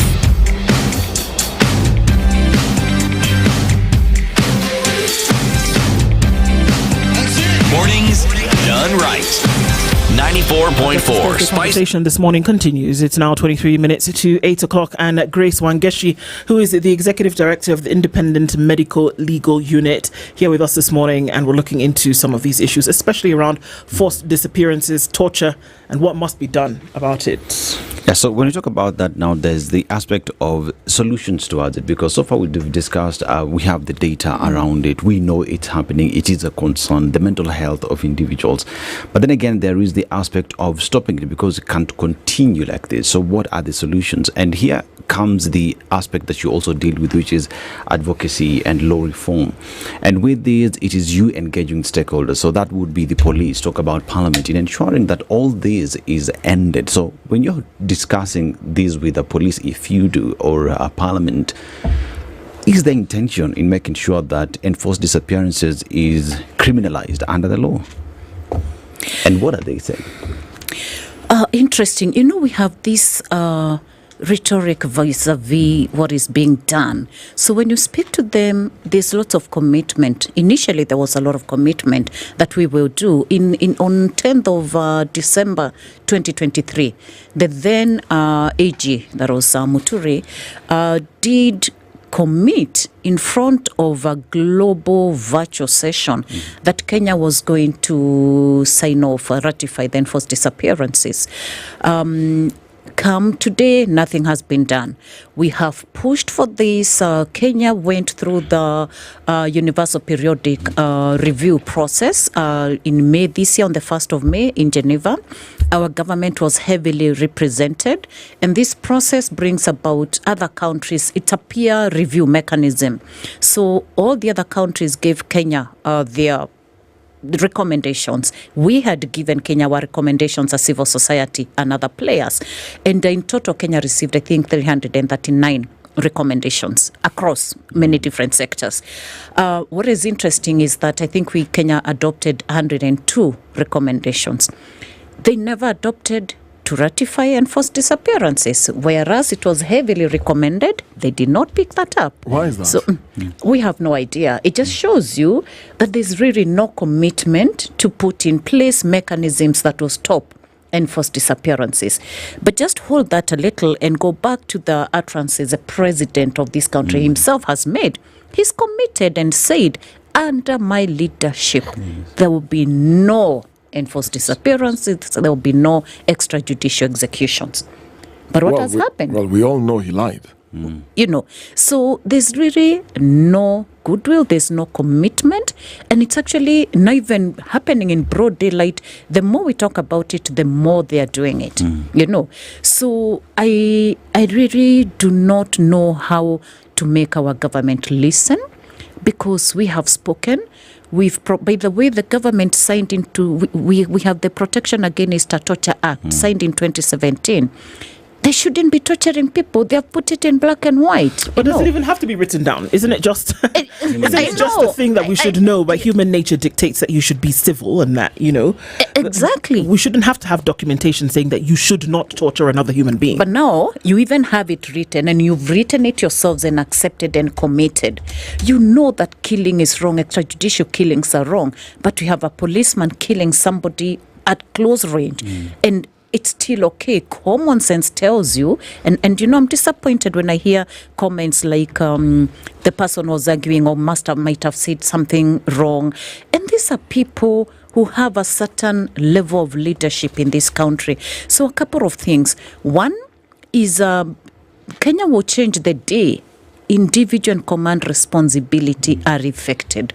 The day an IG, a deputy IG, a station commanding officer really is jailed for things they have done or failed to stop from happening. And the minute that officer who took the action is actually faced, he faces justice, that is the day things will begin to change. The day we end impunity. Because what we've been telling, leaders and people is that it's okay, you'll get away with it. We have seen a cabinet secretary saying, I will back you up, I will support you, I will cover for you. Kenya belongs to the people. Article 1 of our constitution states clearly that sovereign power belongs to the people. So we need to realize that the people have the power here, and that you're only in an office for a short term. Remember, their term of office is coming to an end, and they need to listen to this, because we've been singing. Their term of office is coming to an end. When it comes to an end, because right now they're covered by, they're covering each other, yeah? When it comes to an end, they're going to face the law someday, because the law is for everybody. It's not for some. We are now seeing a divided country. So they need to start doing what is right. Number 3, they need to start listening. And I'm talking about the political elite. They have to start listening to what people are saying. Because change is driven by people.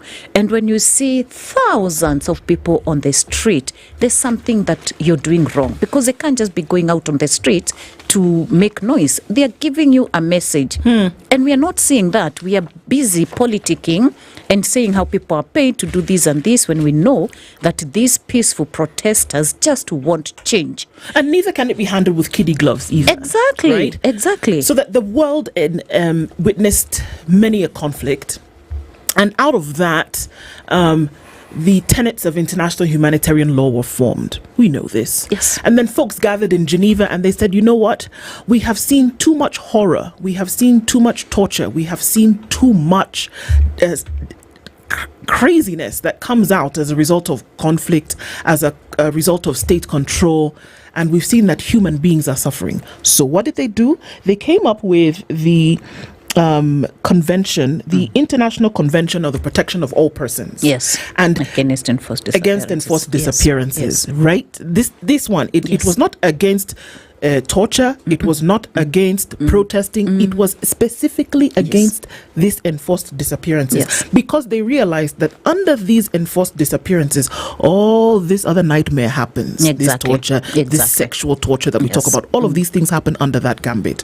So they said, no one shall be subjected to enforced disappearance. They said no exceptional circumstances whatsoever, whether a state of war or a threat of war, even a whiff of war. Under that, you cannot. Internal political instability. So whether it's war outside or whether it's things that are happening within your country, or any other public emergency may be invoked as a justification for enforced disappearances. So all of these things, from what I understand, that all of these things that we're talking about, whether somebody or their shadow wrote something on social media, that you cannot then go and pick up that person and disappear them. If you feel that they did something wrong, present them to a court of law and state your case. Absolutely. Should they go through the requisite trial and they found to be guilty of the offense, then they be sentenced according to that. Now, why do I bring in the global perspective? Because nations then, as a result of being part of the United Nations, ratified these protocols and said, we will abide by this. And we will make sure that where our jurisdictions reach, we will make sure that within this jurisdiction, this protocol is practiced, having been manifested. And that's my problem. The rule of law is not adhered to, whether it is internal, whether it is external, whether it is global. But we've collected the data, Grace. We know who has gone. We hear their testimonies. But I think we're dealing with this thing with kiddie gloves, that we don't demand certain things. We suggest. When are we going to get to the place where we say, oh, please don't abduct our people or disappear them forcefully? Or say that you have said that you would abide by this. Why don't you? I think we have said and taken different actions. I mean, we've had, if you remember last year, there were court summons for the then acting IG. He showed up on the 7th one. You see, so actions have been taken, but, and I say this, the regime doesn't seem to care. Disregard to the rule of law. Impunity of the highest order. In fact, our pain right now is that Kenya sits on the Human Rights Council. Thank you. How do you sit on the Human Rights Council and you have all these human rights violations you're perpetrating every day, every single day? Tell me a day you've woken up and there's not a case of an abduction or an extrajudicial killing or torture. There's not a single day. You wake up, today it's so-and-so. You wake up, tomorrow these kind of people have been profiled. So the various things that are happening, And I know that these conversations are going to continue, but we've also taken legal action. I know your next segment will probably discuss that, including yesterday we submit a petition to make sure the CS does not sit in that position. It doesn't deserve to lead anybody if he does not even understand the law himself and is a cabinet secretary. And a lawyer. And a lawyer for that matter. I mean, why would we want such people in office? You know, and they need to start knowing that Kenyans are serious about change. We really are serious about change. You can't sit in and give a shoot to kill order. And then you wake up and say, I didn't give that order. I mean, in black and white, even police officers themselves have challenged that kind of remark, whether it was an utterance or a remark. It's careless, it's reckless. What are you telling people, you know? So, yeah. You know, Grace, when you look at all these violations, we have a history in this country, and this is not new to us. Abductions is not something new. Extrajudicial killings, not something new. But in your documentation and your forensic analysis, what are the emerging patterns? Because on Wednesday, the Kenya National Commission on Human Rights released a statement, which was an update on the Wednesday demonstrations. And something that caught my eye that we had heard of, but now it was really, really pronounced, is the issue of individual rape cases and gang rape cases, and even attempted gang rape cases. What are your numbers? What are you gathering from the ground when you're doing analysis? What exactly happened on Wednesday's protest and the previous one? What are the patterns you're building? Yeah. So sexual torture is, again, a form of torture that's very, very, very difficult to report, very difficult to document, because it has its own levels of stigma, fear, and a lot of pain.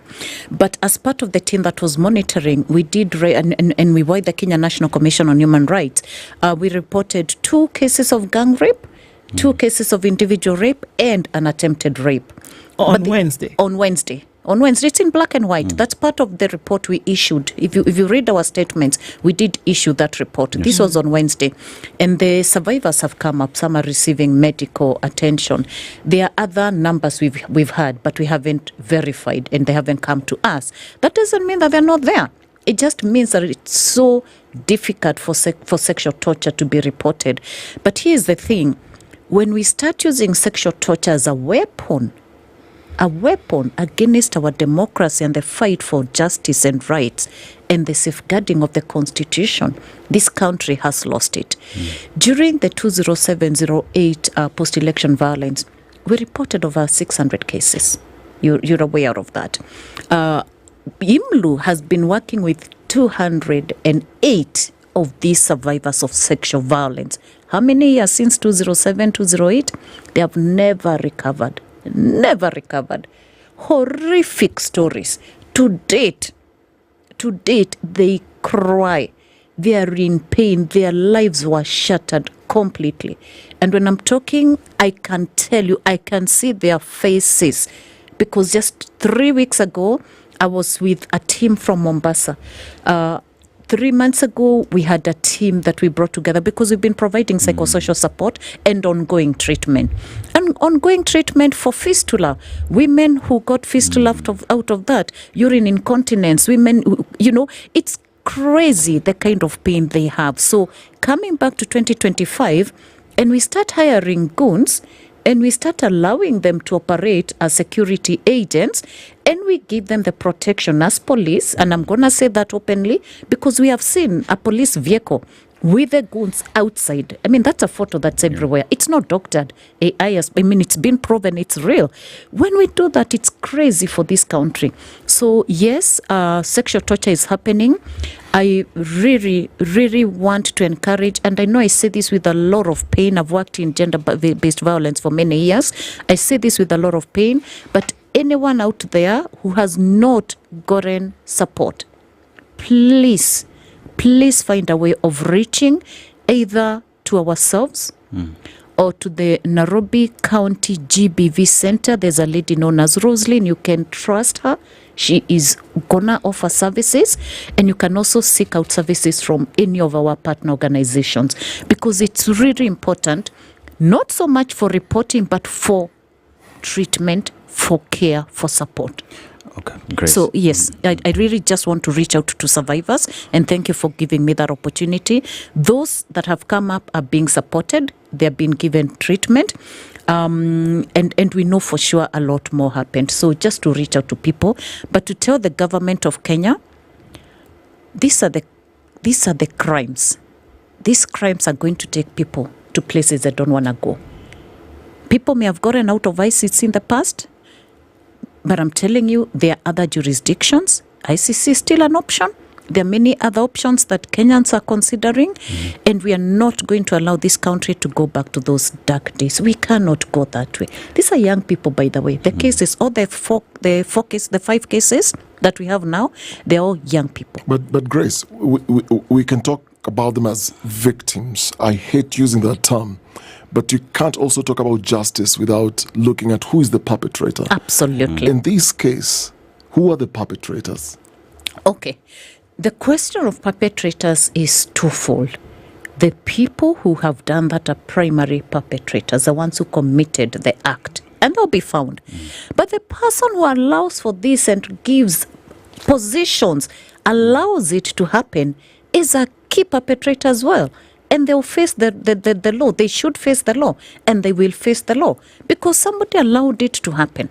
You know, when you poured out those goons, by the way, you remember, and I thank the media. The media the week before had said that from the reports that were being given, goons were being encouraged to target who? Women. There was that already, and they had been told, have knives and go and target women. It was already planned.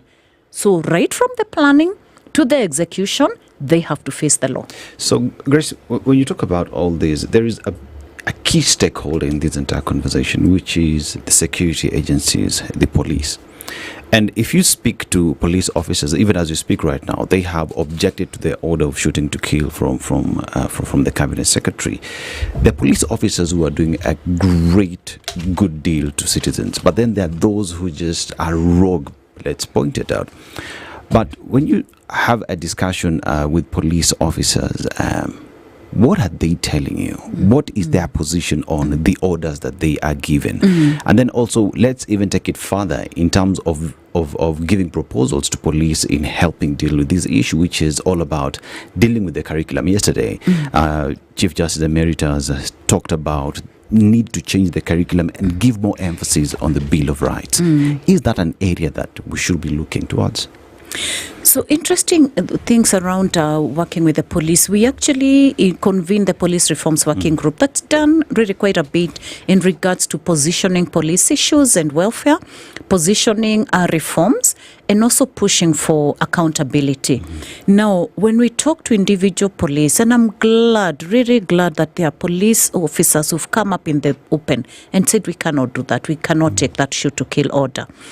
So, I mean, I'm just not speaking. They have spoken for themselves. I belong to the school of thought that actually agrees we have some bad apples and we have some good apples in the same bag. I know there are people who say we don't care about the bad apples and the good apples. Everybody belongs to the service. But really, we must appreciate those officers who've gone out of their way to do what is right.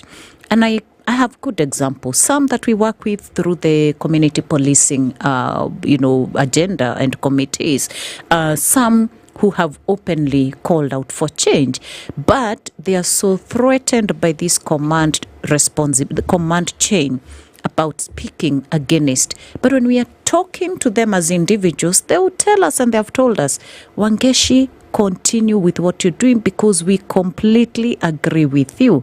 This police brutality, this police excesses should never be, but people obey, they take to what they have been told to do. We know that there's infiltration. We know that even within the police, it's not all the time that it's just the National Police Service that is manning, crowd control or public order management during the protests. So they're also really at a bad place. Some of them are at a bad place. Some are saying this has to stop. Some actually give evidence. Some will position and pass on information to you and say, please, just check on this. But we don't have investigative officers, powers. So we will still rely on the formal justice mechanism to take place. So what am I trying to say? I'm saying that the police reform agenda must be fast-tracked. I do completely agree with CJ Emeritus that the curriculum needs to be, and there's been an attempt to make sure that the curriculum is more human rights oriented, it's more people-centered. I want to challenge the IG because I've been in a sitting with the IG himself where he has said that his push and his legacy would be a people-centered policing. He has said that, and I see through him and I think he means well and I think he's committed to that. But somehow he's not making it happen. The question is to ask him and to indulge him, why isn't he making it happen? And then this thing of committing and saying just the day before the protest that we will make sure everything goes well, there'll be no violence, we will support, they'll play their role. And then the next day you wake up and the first thing you find on the streets is all these, they're barricaded, and you're like, already they have given a bad message, when it's not meant to be.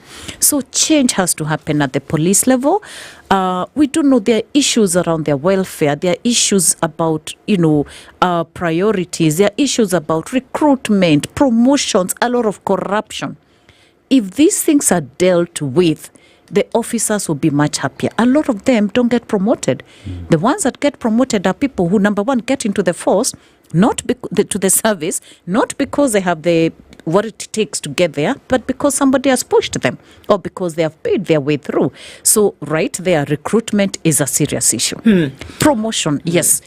I shudder to think of, very quickly because our time is running out, but I shudder to think of a situation where we don't get the lid on this thing, but it is not just brick and mortar, but that it's the very insides of individuals that need to be dealt with, because many a conflict around the world where we see the devastating effects of this direction in which we are headed, and what needs to happen today, Grace? What needs to happen today, number one, for those cases that are ongoing around police brutality, use of force, they need to be hastened. They need to, the judiciary just needs to work around them. I know the delays are not even necessary so much on the judiciary, but ODPP, we really must call out the ODPP. It needs, because IPOA has stated that their files they have passed on to the ODPP. Those files have not moved. We are finding a lot of games being played within the ODPP. So the first thing is for ODPP to do what they're supposed to do.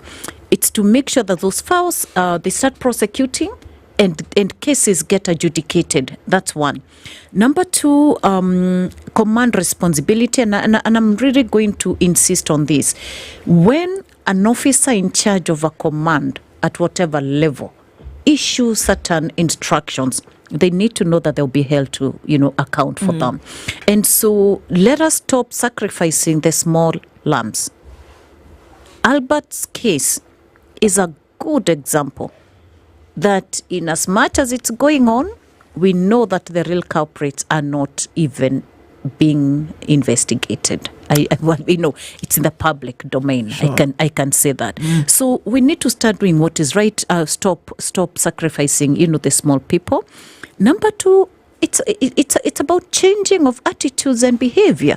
Some of these things are common sense. Why would you use live ammunition on young people who are protesting? They are unarmed, and then you give protection to goons. But they can do that if the purpose is just to kill them. Exactly. So then they need to tell us that they have changed the constitution of this country. Because, why do we have such a beautiful constitution that gives so much light and hope and the love that you talked about, the proverb into this country? We have one of the best constitutions in the world. But look at what is happening. We are killing our own constitution. So let's safeguard it. A lot needs to happen, and it needs to happen now. Grace Wangeshi is the Executive Director of the Independent Medical Legal Unit and has been our guest this hour. Tough conversations to have, but necessary ones to have. Thank you for being here this morning, and we look forward to keeping these conversations in the limelight. Asante. At 8:02. Good morning. Thank you.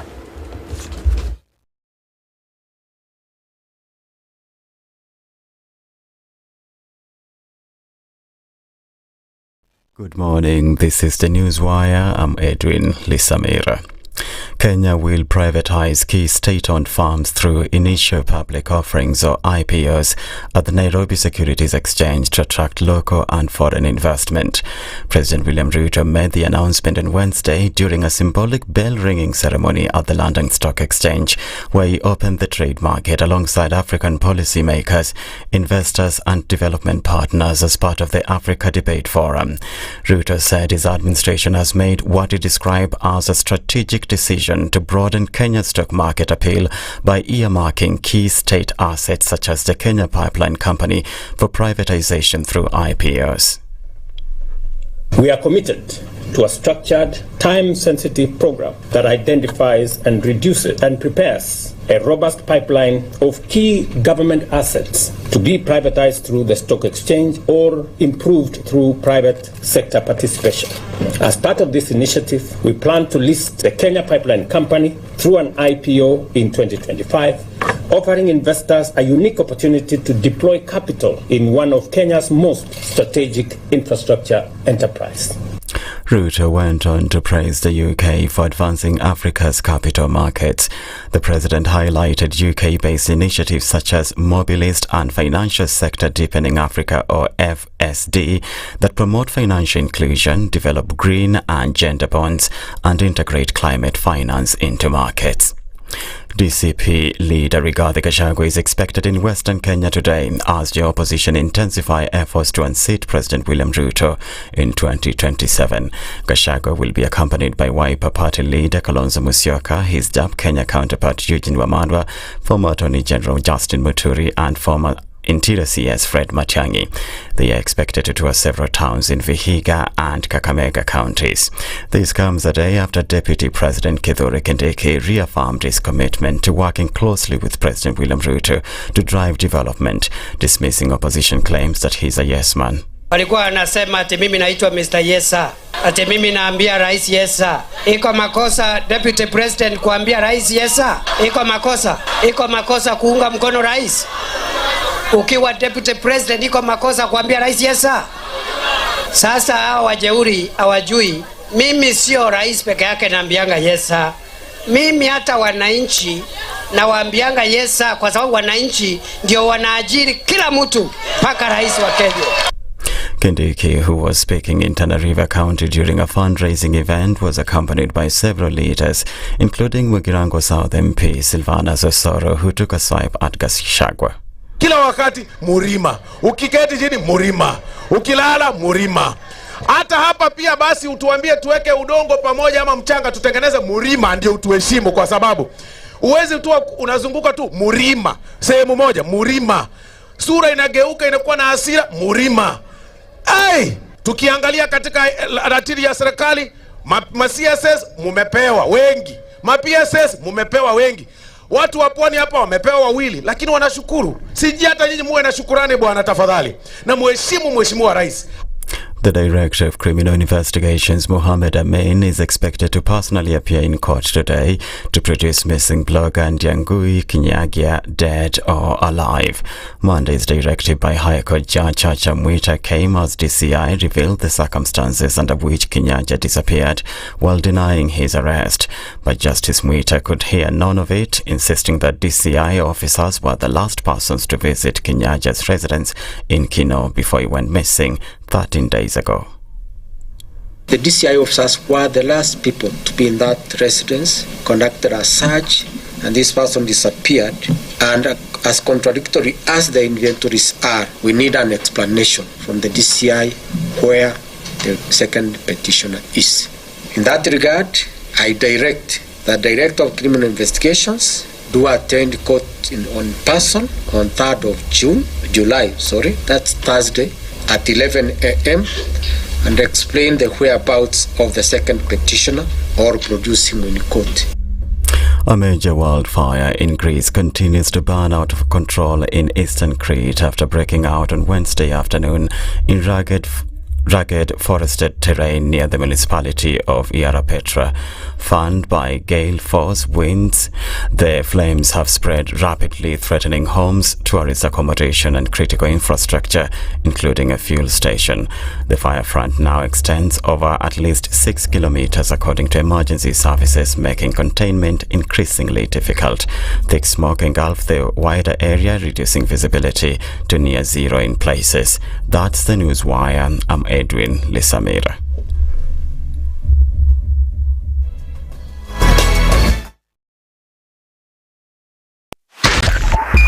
.5 Spice FM, Kisumu.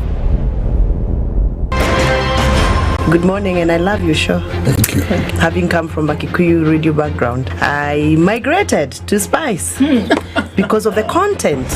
I was born in a slum, but somehow I got a break in life. So sometimes when you see the sweating coming out because of the passion and whatever it is, behind the noise, there are people, and we share the same umbilical cord. It shouldn't be like that.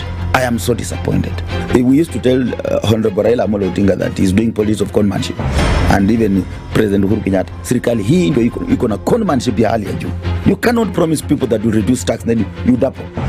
In politics, there is the issue of trust. For you to turn around and then stab the same people who gave you that trust, there is no other level of dishonesty. Imabo, utaona dunia tu. The Situation Room, Kenya's biggest conversation. Traffic.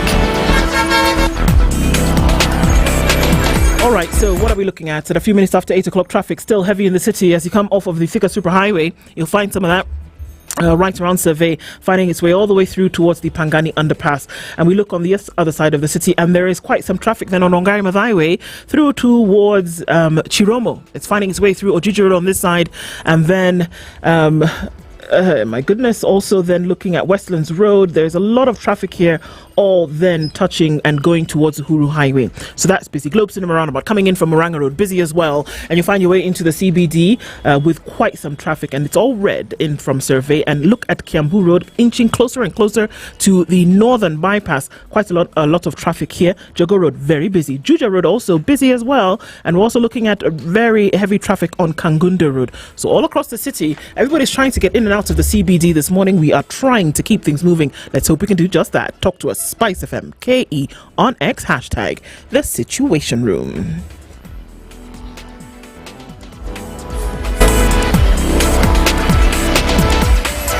Mature, intelligent talk every morning. Spice up yourself.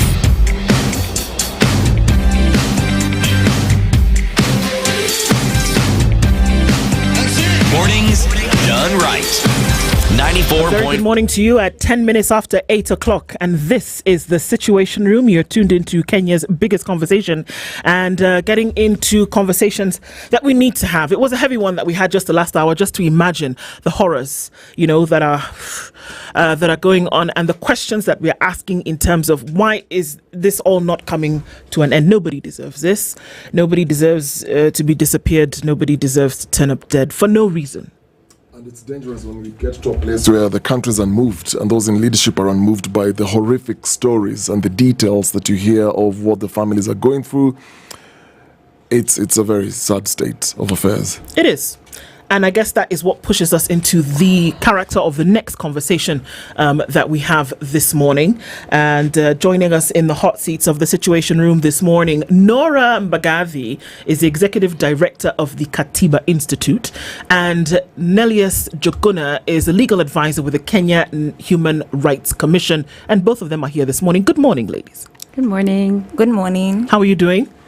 Fine. Yes? Just cold. Okay. Yes. Cold physically, but not inside your heart. Not inside my heart. There we would have been a bit worried. Cold, we can put on a jacket or something, but the other one maybe needs a little bit more attention, right? But we're glad that we can have this conversation this morning. And what is it about? We're looking at a legal challenge that's been brought up more or less a petition, and you explain all of those details to us today. But before we get into the nitty-gritty of it, let's welcome you to Kenya's Biggest Conversation with today's proverb. Aseto will tell you where it is from, and he'd like you, I think, to interpret it for us. Yeah. Yes? Okay. We started with saying it's cold, but early in the morning, Mr. Sentimental told us that the heart is the switch to light. Hey. Gotta love it. Our proverb today is all about love, right? And it's coming from a country in the East Africa region. We're talking about Burundi, to be specific. So what is it about Burundians?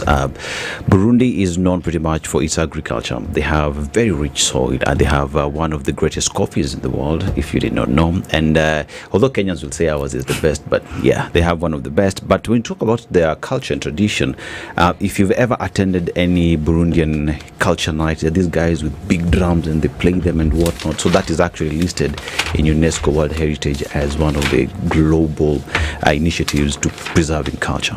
But let's go to the proverb, shall we? Yes. All right. The proverb: where there's love, there is no darkness.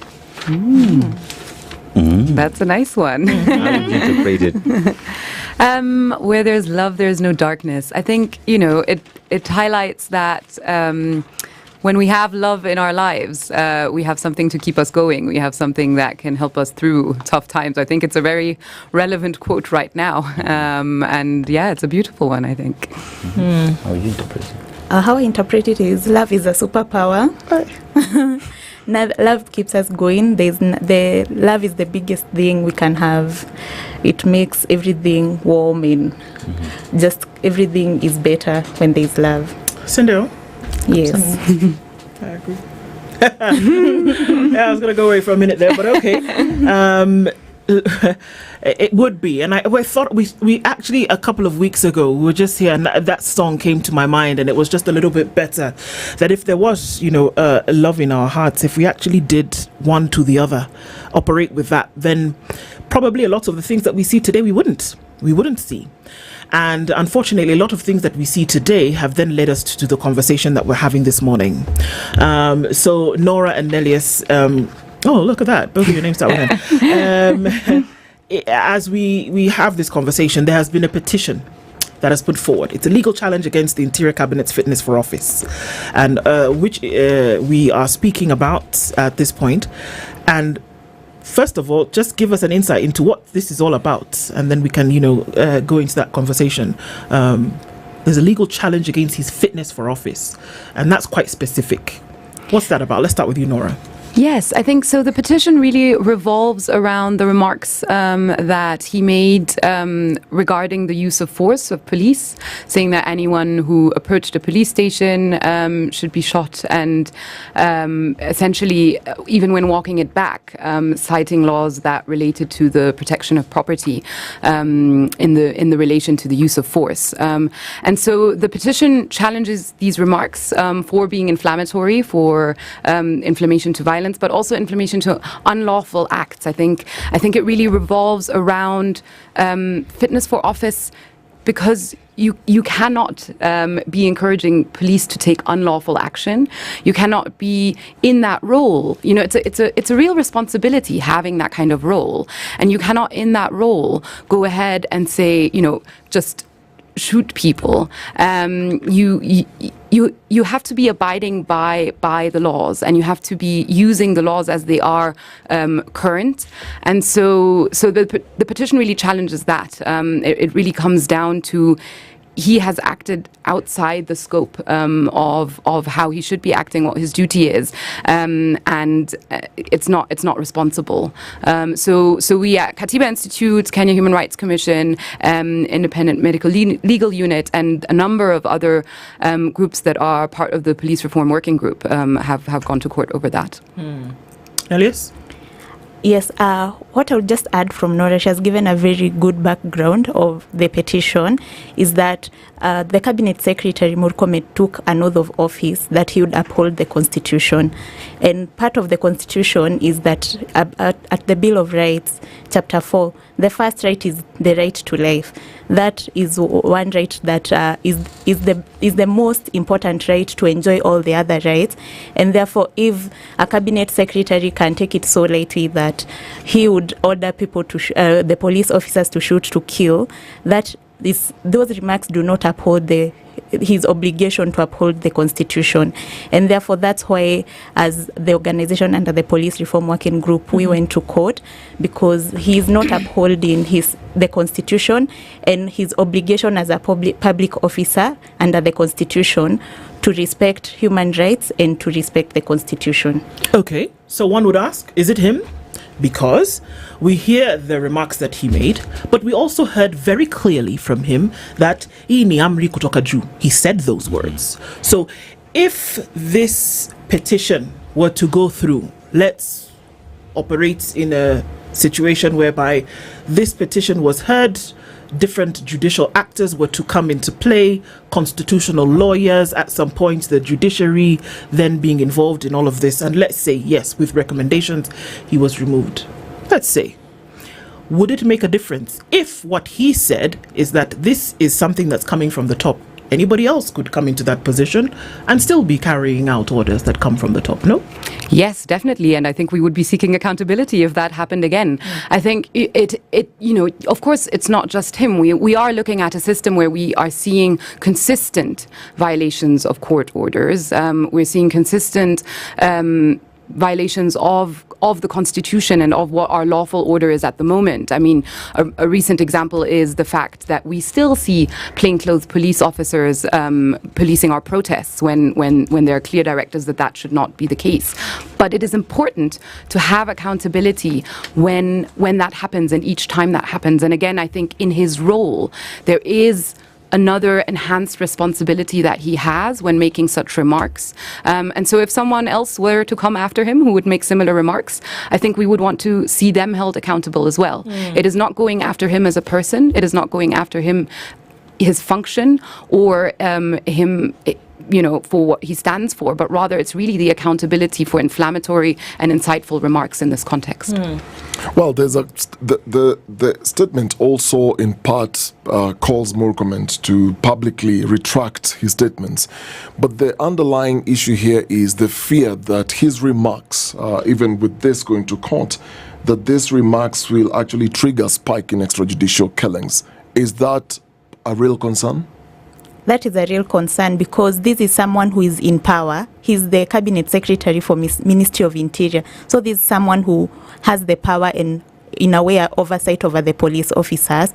And if he's the one telling them, shoot to kill, that means that as a police officer standing where I am, and if I were a police officer and I've been told that to shoot to kill and that I'm protected, that the government will protect me, I will be more inclined to be trigger happy and execute those orders. And from where we stand is now that trigger happiness of trying to execute those orders to shoot to kill is now what will lead to an increase in extrajudicial killing without accountability, because in a way they won't be following the law, because the use of firearms is very restricted to just protection of life. So if anytime as a police officer I've been told to shoot to kill, I will just, without thinking that I'm protecting life, I'll just do it because I've been empowered and I've been given the order to execute these. Does the context within which he was speaking matter? Yes. Okay. That's very spirited. Yes. Well, it matters again because of where he was speaking, whom he was speaking to, what he was doing when he was speaking in that way. Right. He was speaking in the constituency. He was speaking to people there. This was not a conversation that we happened to overhear at the bar where he was talking to a friend, expressing an opinion. He was carrying out his official duties. He was carrying out his role. So that is really relevant here. And I think, in his role, he knows or ought to know what the law around the use of force is. And so there, again, has been a clear judgment saying that property, the protection of property, cannot be one of those instances where you can use force in that way. And so he knows that, or if he doesn't know that, then again, that is a question whether he is really suited to his office. And so then going forward in the position that he has, in the role, carrying out the role that he has and then making those remarks, it's so problematic and dangerous. Okay, allow me to just take, sorry Dennis, just a little bit further. That there was a clarification then that was made by himself that he was talking about when people will then try to break into an armory and take weapons and then try to use them for whatever purposes. He then came later to clarify, leave alone the fact that he said mtu akitembe nje ya police station you take. He came back later to clarify that should we allow people to walk into an armory and cart away ammunition? He gave that clarification. Again, does it matter that he did that? The clarification in this context does not matter because he already, the first thing he said, as you have said, is when you see anyone approaching the police station, shoot to kill. So that was his first statement. He didn't say that these people are coming to raid the armory. He said anyone approaching. So this other context that he's trying to explain is neither here nor there. And in any event, to my knowledge, I've not had people who have gone to the armory to take the guns, and I've not had any. So there's no justification at all. And in that event, even though someone is trying to raid the armory, the first thing to do is to use less lethal ways to contain this person. Why not arrest them or handcuff them or de-escalate the situation and contain them in a way that you don't have to use firearm or shoot someone to kill them? So his comments, they are neither here nor there. Already he said what he said and he escalated the situation and is causing a lot of confusion around this issue. And that's why we are seeking him to clearly apologize and say when can this force, where can these firearms be used? Because under the law, they can only be used to protect life. And that's when there are no other less lethal ways, or like what we under law, it's necessity and proportionality. When it's a necessary way to contain, to protect life, and there is no other less lethal way to, or less forceful ways to protect this life. So we've talked about the use of firearms to protect life, right? There is also the use of proportionate force when dealing with such issues. But when we hear the statements that were made by the Cabinet Secretary, there is an apparent silence from other bodies that would have stepped in to ensure that, first of all, the statement was retracted or that he made clear what it is he said. But you find, say, NCIC, silent. Talk about EACC on ethics, silent. The President, you did a good job. What message is this being sent?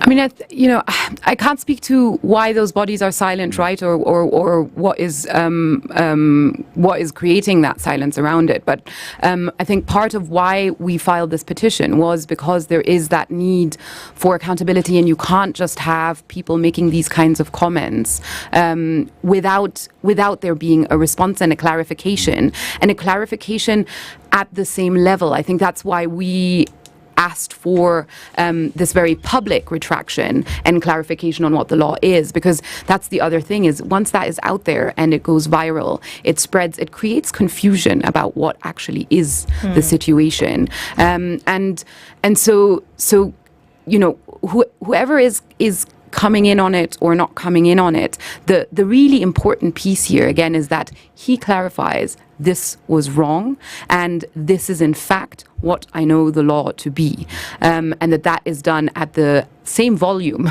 as the other statements were made. If you look at, sorry Dennis, the reason I'm bringing in these bodies is because these would be the oversight bodies that would have stepped in before even the civil society moved in to ensure that he is put in check, which then brings the conversation in terms of the entire government working together to ensure that justice is served to the citizenry. Is it, from where you sit, is it a communication from government that let's stay silent, hence the reason why you're moving in to demand that justice is served? Yes. Yes. From where I stand, I don't know why the constitutional bodies and the government bodies that are mandated to carry out these roles are silent, but there is a spirit of state capture of public bodies and government bodies, because what happens is when these bodies even speak out, their budget is slashed, they don't even have maybe the resources to even carry out their mandate, and also maybe some of them are afraid of the repercussions, because as we have seen with this current regime, there's been a lot of, anytime anyone tries to do something, the government fights back and tries to silence that person and intimidates them. But that's just speculation. I can't say for sure what it could be, but they should be the ones actually performing these roles. They have been given that constitutional mandate and the legal mandate to keep these checks and balances against the government. So, Nora, two arguments here. Murkomen needs to leave office because he's unfit. The other argument, he needs to issue a public statement or public retraction of that statement. Looking at the current state of affairs in this country, why is a public retraction in this case from Murkomen considered necessary? And part B of that question will be, a forced retraction, will it reverse the damage or the sentiment that is already issued, or the influence of such a statement to the same people he was addressing, who are the police officers? Why is it necessary? Or preclude it from happening in the future? Exactly. So I don't think we can fully undo the damage, right? The words are out there. As mentioned, we worry that it will create the spike in extrajudicial killings. So no, I don't think it can be fixed fully. I also don't think it can prevent it from ever happening again, right? We already said it might well be that someone else steps into that role and issues similar statements. But the reason it's important anyway to issue the statement and to come forward and clarify it, again, is because currently he has put out there unlawful statements. He has put out there directives that would be wrong in law, and so it needs to come from him in an era where we are looking at a lot of people talking about disinformation. We're looking at people saying about, oh, he said this, that person said that. You know, there's all these allegations basically about who's communicating what. The person who made the wrongful remarks needs to come forward and say, this was wrong. What if I he was doesn't wrong. feel that it was wrong? He was wrong. The law states he was wrong. We're operating in a space where the law is a suggestion for a lot of people at the moment. Because if it was different, we would see very many different things happening. We would see, for example, that if court orders were given, people would adhere to them. We would see, for example, that if the law states that you should not just raise your weapon to kill somebody, we would see that that would be adhered to. If people were following the law, we would see that people would be able to assemble for protest and demonstration and be protected by the security agencies. We would see that if people were listening or obeying or adhering to the law, right? But in this case, I'm asking, we are here and there is a demand for an apology, there is a demand for retraction, there is a demand for the display of knowledge. But what if he actually doesn't feel that what he said was wrong? So there's two things. I think, one, I hope that we're not yet at a stage where the law is in fact just a suggestion. I am equally concerned about seeing the blatant violation of court orders, the blatant, ignoring of what is the Constitution, what is the law. But we do have systems in place. We do have courts. We do have bodies that are tasked with oversight. We are not a failed state. We have structures that are there for accountability. We are able to go to court and seek accountability for what he has said. So it's what, in fact, makes a case like this so important, because we need to show that as a country, we aren't actually just operating with laws being mere suggestions. The laws are there. And if that is the case, then, in fact, it does also not matter how he feels about his statement, but rather what matters is the relevance in law. He has made unlawful remarks. If the court orders him to retract them, then he must retract them. It is not about whether he feels that he was justified in saying that or not. He wasn't. In just a public manner, as he did when he was making the initial statement? Yeah. Okay. Now, I want us to take a break, but I know you have a question. Go with it, Dennis. You know, so far, it doesn't seem that he's ready to actually give that apology or even retract, because he's made at least 5 more statements after that incident from State House when the president was there, saying that they fully support and are behind the police officers, and he's made several other statements. My question then is, if the court finds Murkomen unfit to hold office, what then are the immediate legal or political actions that could follow? Are you going then to now push for an impeachment, criminal charges? What then happens after? There is a lot that can happen because, as you have said, he keeps trying to make more statements. It's like he's trying to sanitize his statements from where I stand, in the sense that he knows that this has caused a lot of uproar and people are scared that anytime you approach a police officer, the first thing they'll do is shoot you. And if the court was to find him find that he needs to retract these statements and he's not fit to hold office, the legal avenues that could be taken is there could be, in my opinion, we would even recommend criminal responsibility, because in this sense, what has been happening is the people who are ordered are the ones who they are scapegoated. They are the ones who are taken to court, like we saw in the case of Albert Ojwang. But the person giving these orders and instructions, they go scot-free. Maybe it's time that even these people in power, those people who are commanding these people, should be taken to court and are held criminally responsible for any actions that the police officers will conduct in adherence to their orders.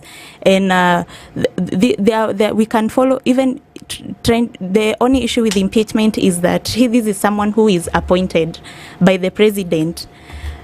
So because he's appointed, but we could make a case for him to be removed in office and him to resign. That is something we could explore. Okay, let's explore that a little bit more when we come back from this break. Noran Bagathi is the Executive Director of the Katiba Institute.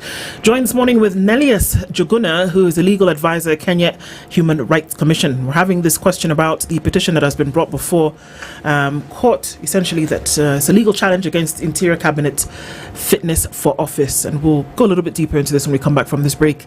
It's 27 minutes to 9. Continues after this.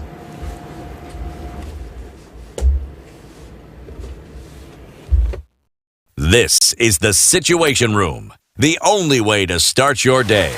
The weather with SpiceFM.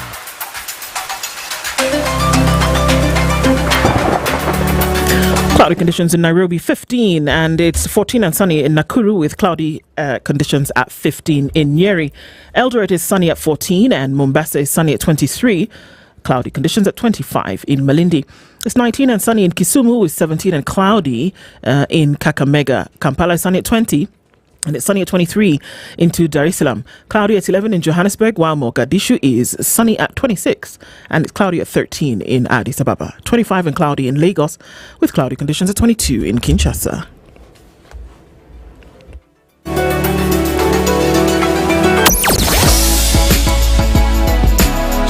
Spice and everything nice. Spice FM. Spice up your life. Traffic. All right, so where are we now? Traffic hour. We are in the middle of it, and there is some traffic coming off of Mombasa Road, and it's starting as far back as the Next Gen Mall, creeping slowly as you get then towards that South Sea exit and then out towards the Nyar Stadium. So that's busy. It's also coming off of Jogoo Road with quite something on the Thika Superhighway, contained to just after the Allsops Junction. Let's take a look at before that. Nah, you're good. Coming in all the way from Githurai, easy sailing through towards Allsops Junction, and then you're going to get stuck for a little bit. It's also busy then coming off of Kiambu Road. Many lanes, but they're all going in one direction. Overlapping apparently is the name of the game this morning. As you get towards Chiromo off Wangari Maathai Way, Ojiji Road, that whole area is chocker blocked this morning, and it's going to find an outlet onto Huru Highway going in the opposite direction. There's traffic on Lower Kabete going towards Spring Valley. Waiaki Way is already full, and we're looking at traffic on the Moon Road as well. We're in traffic hour proper, folks. Let's see what happens. Getting through Thursday, SpiceFM KE on X, hashtag The Situation Room. Mature, intelligent talk every morning. Spice up yourself.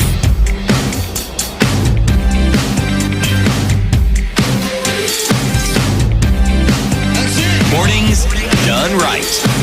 94.4. 24 minutes to 9 o'clock. Continuing our conversation this morning about the legal challenge that's being brought by the Independent Medical Legal Unit, the Katiba Institute, as well as the Kenya Human Rights Commission, challenging the Interior Cabinet's fitness for office. And we're looking at all of this being based on the remarks that he made. Interestingly enough, that he said them and repeated them twice. And then retracted them after the public uproar, of course, that we heard from this. And even as we look at this a little bit, is it a one-time mistake? Because look at the things that we have been seeing that have been happening, whether it's murder in a cell, whether it's shooting at point-blank range, whether it's walking alongside goons, whether it's behaving in a certain manner, whether it's disappearances of people or extrajudicial killings.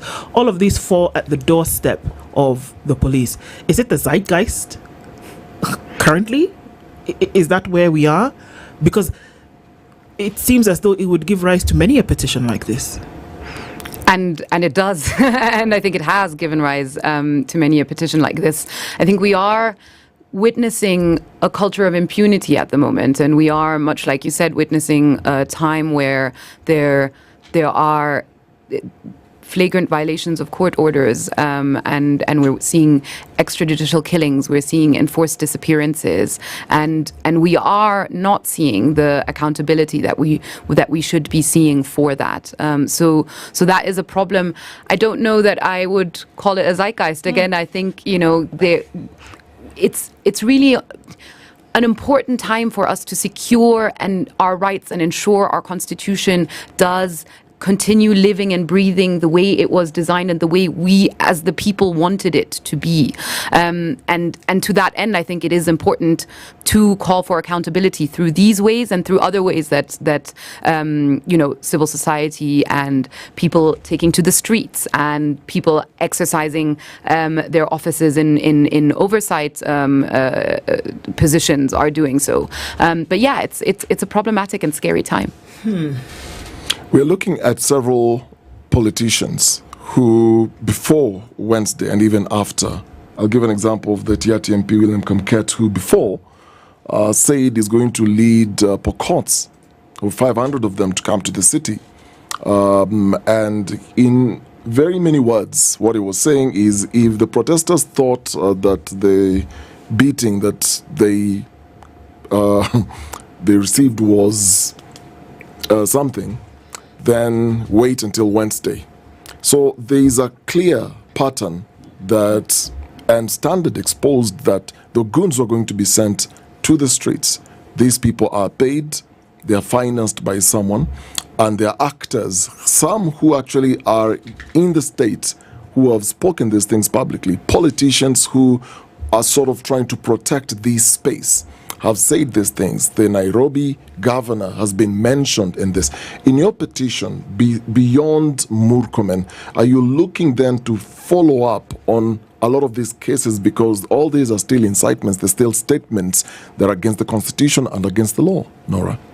So his statement was particularly problematic, but I think one should not read our petition to say we are going after him and therefore no one else should be held accountable, therefore no one else has a problem. A petition on one issue, one person, does not mean the rest of the world is glory and sunshine, right? So the reason why this petition was filed and why it was particularly important, again, was the order to take unlawful action, knowing it had been held to be unlawful, and directing police officers in that way, and again doing so while exercising his functions under his office.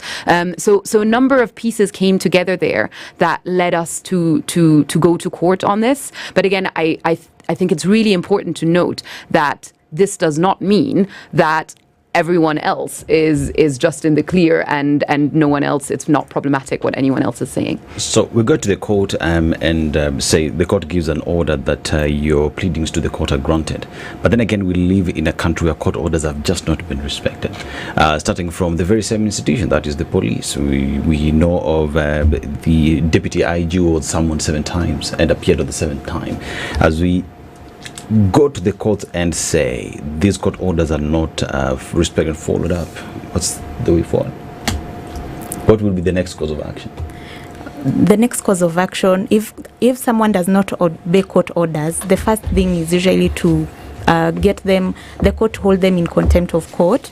And if that still does not work, it's now using advocacy and political ways to get this person to obey court orders. Political ways by whom? The politicians? Yeah, unfortunately, the parliament, which is supposed to be a check and balance of the executive, has also been captured by the state. Mm-hmm. So they're the ones who are supposed to impeach this person, but they have been captured by the state.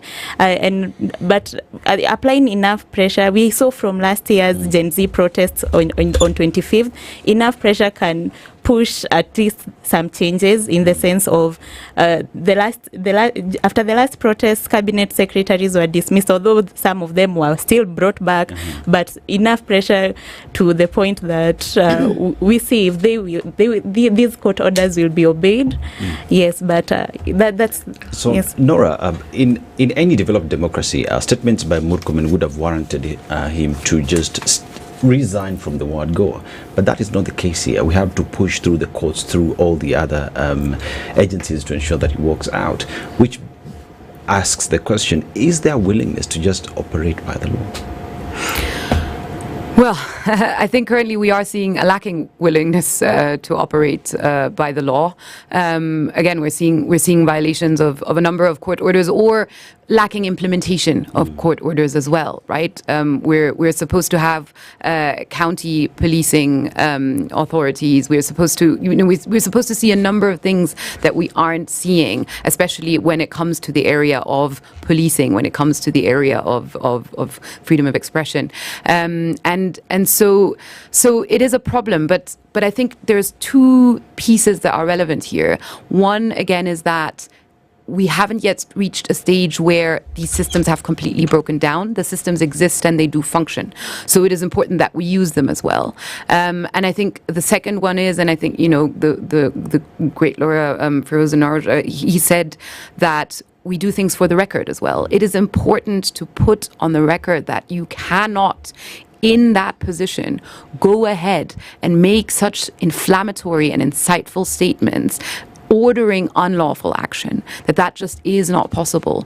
The issue about lacking implementation, the issue about ignoring of court orders, is its own separate problem that we have to address, and that I think we, as civil society, as member of the Police Reform Working Group, as citizens and people in this country, it is something that we're thinking about, and it is something that we're working on. But to me, it's 2 separate issues, and we must look at them as two separate issues as well.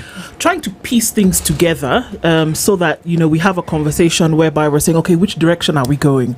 And I keep making reference to Supreme Court Judge Isaac Lenaola when he spoke to us once, and he said, when they do make judgments or they take into consideration decisions, that they take into consideration the atmosphere in the area. It's not just you and your paper and in your space, but that they take into consideration the things that are happening in the environment. Okay, so park that. And then we've seen comments where people are saying, you know what, Kenya's not doing all that badly, guys. Make a comparison between Kenya and other nations which, using your words, can actually be deemed as failed states, where governance now truly is a suggestion, whereby there's no order. So for you to even say the adherence to the rule of law, it doesn't happen. That either as a result of conflict or dissidence, that there is no functioning operation of government. So why do you want to ruin the thing that Kenya has working so well? For all intents and purposes, Kenya's operating well.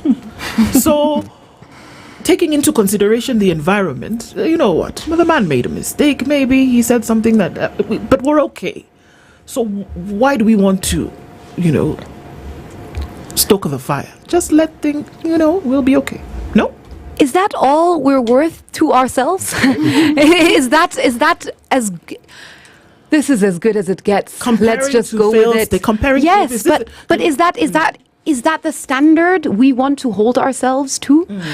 Are we really comfortable saying, well, it could be worse, so let's just go ahead and live with it? Personally, no, I don't think that is the standard we want to hold ourselves to. We yes, are in a better position than some. We are in a worse position than some.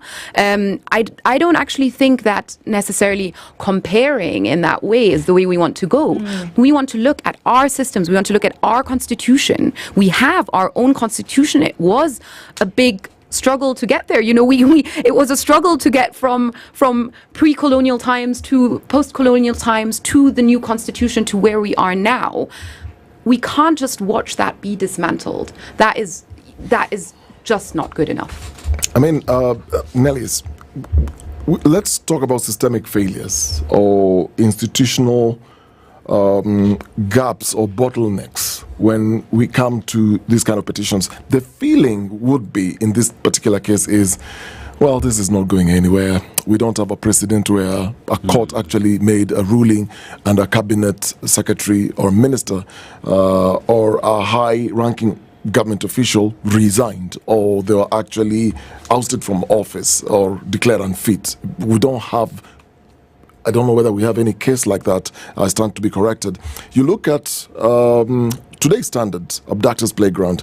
The DCI is supposed to come to court today to produce this young man who was abducted in the Angui Kinyagi, and he didn't. The first time it was mentioned, he didn't. Now he's supposed to come in today. We're not sure whether he's going to show up with him because he was ordered to produce him dead or alive. We sort of have this culture around these particular cases when we talk about high-ranking officials, whether it's in the security sector or government, where it almost feels there's a gap somewhere or there are bottlenecks somewhere. So you have filed a petition, you've enjoined others in the petition. Do you feel that Kenya's legal aid system, as it were, is functional, or it's just merely symbolic? It's just there so that there's a process, the wheels of justice are spinning, and it appears there's something happening, but there is no end to it. Doesn't produce the results that are desired. To the human eye, when things are happening at that moment, you can't see the results, and it feels bleak. For instance, what I'm saying is like, if you look even pre-colonialism or before we got independence, when the Mau Mau were fighting, they didn't have firearms, they were less, they were being killed, and it did seem like they would be successful to fight for independence. And at that moment, someone would look at it and wonder, why are they still fighting? Let them just go back home and stop fighting. But at the end of the day, Kenya got independence. Post-independence, even during the regimes, the Moi and Kenyatta regimes, at that moment there were still people still pushing and fighting for progressive laws, respect for human rights and the rule of law. And someone would wonder, why are you speaking out of? Why are you speaking up? There is nothing that will change, but consistently these actions add up. At the moment, you might think that this court case, there's nothing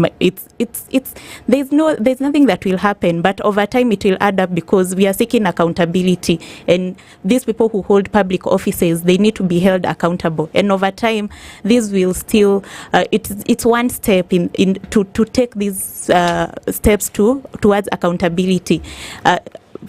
Even from the time even getting the Constitution of Kenya to 2010, it took so many years since the 1963 Constitution. That's until 2010. It was so many years. That's like over 47 years or thereabout. But over time, things do change, and I don't think we should give up and say and just raise our hands and give up and say. No, I agree. Yes. I mean, there's civic responsibility. You're putting pressure and to hold those people to account. That is okay.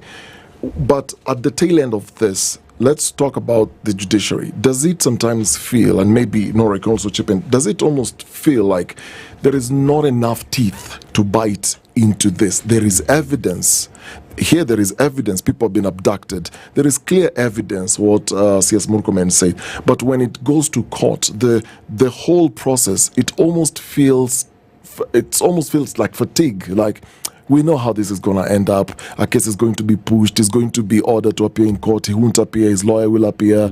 And it almost feels like you're giving these people enough space, enough runtime, and you don't have teeth to really bite.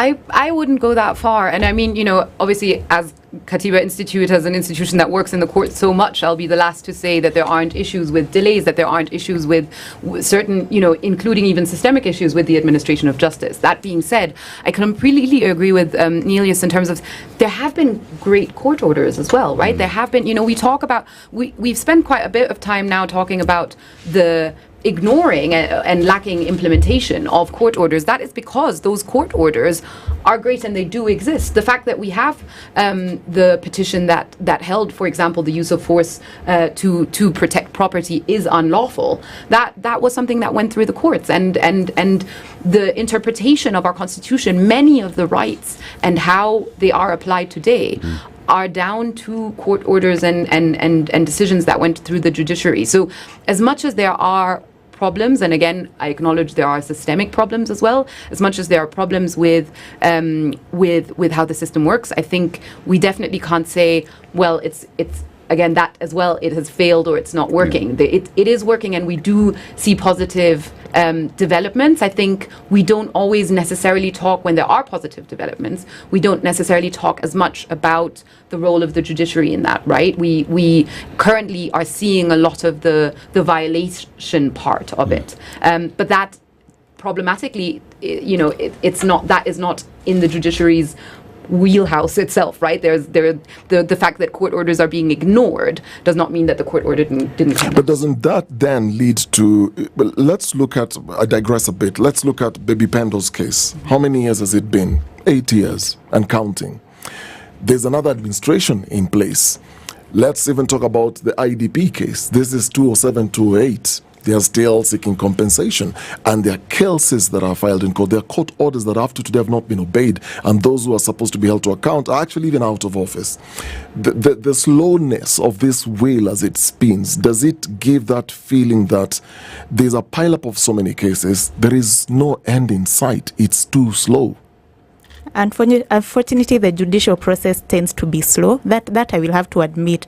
It takes so much time sometimes from the time you institute a case for it to be heard and determined and get orders. Then also there is also the process after getting the court orders of implementing now the actual court decisions. This takes time, and it's easy to get discouraged, but at the end of it all, what I have seen is courts still give these decisions at the end of it all.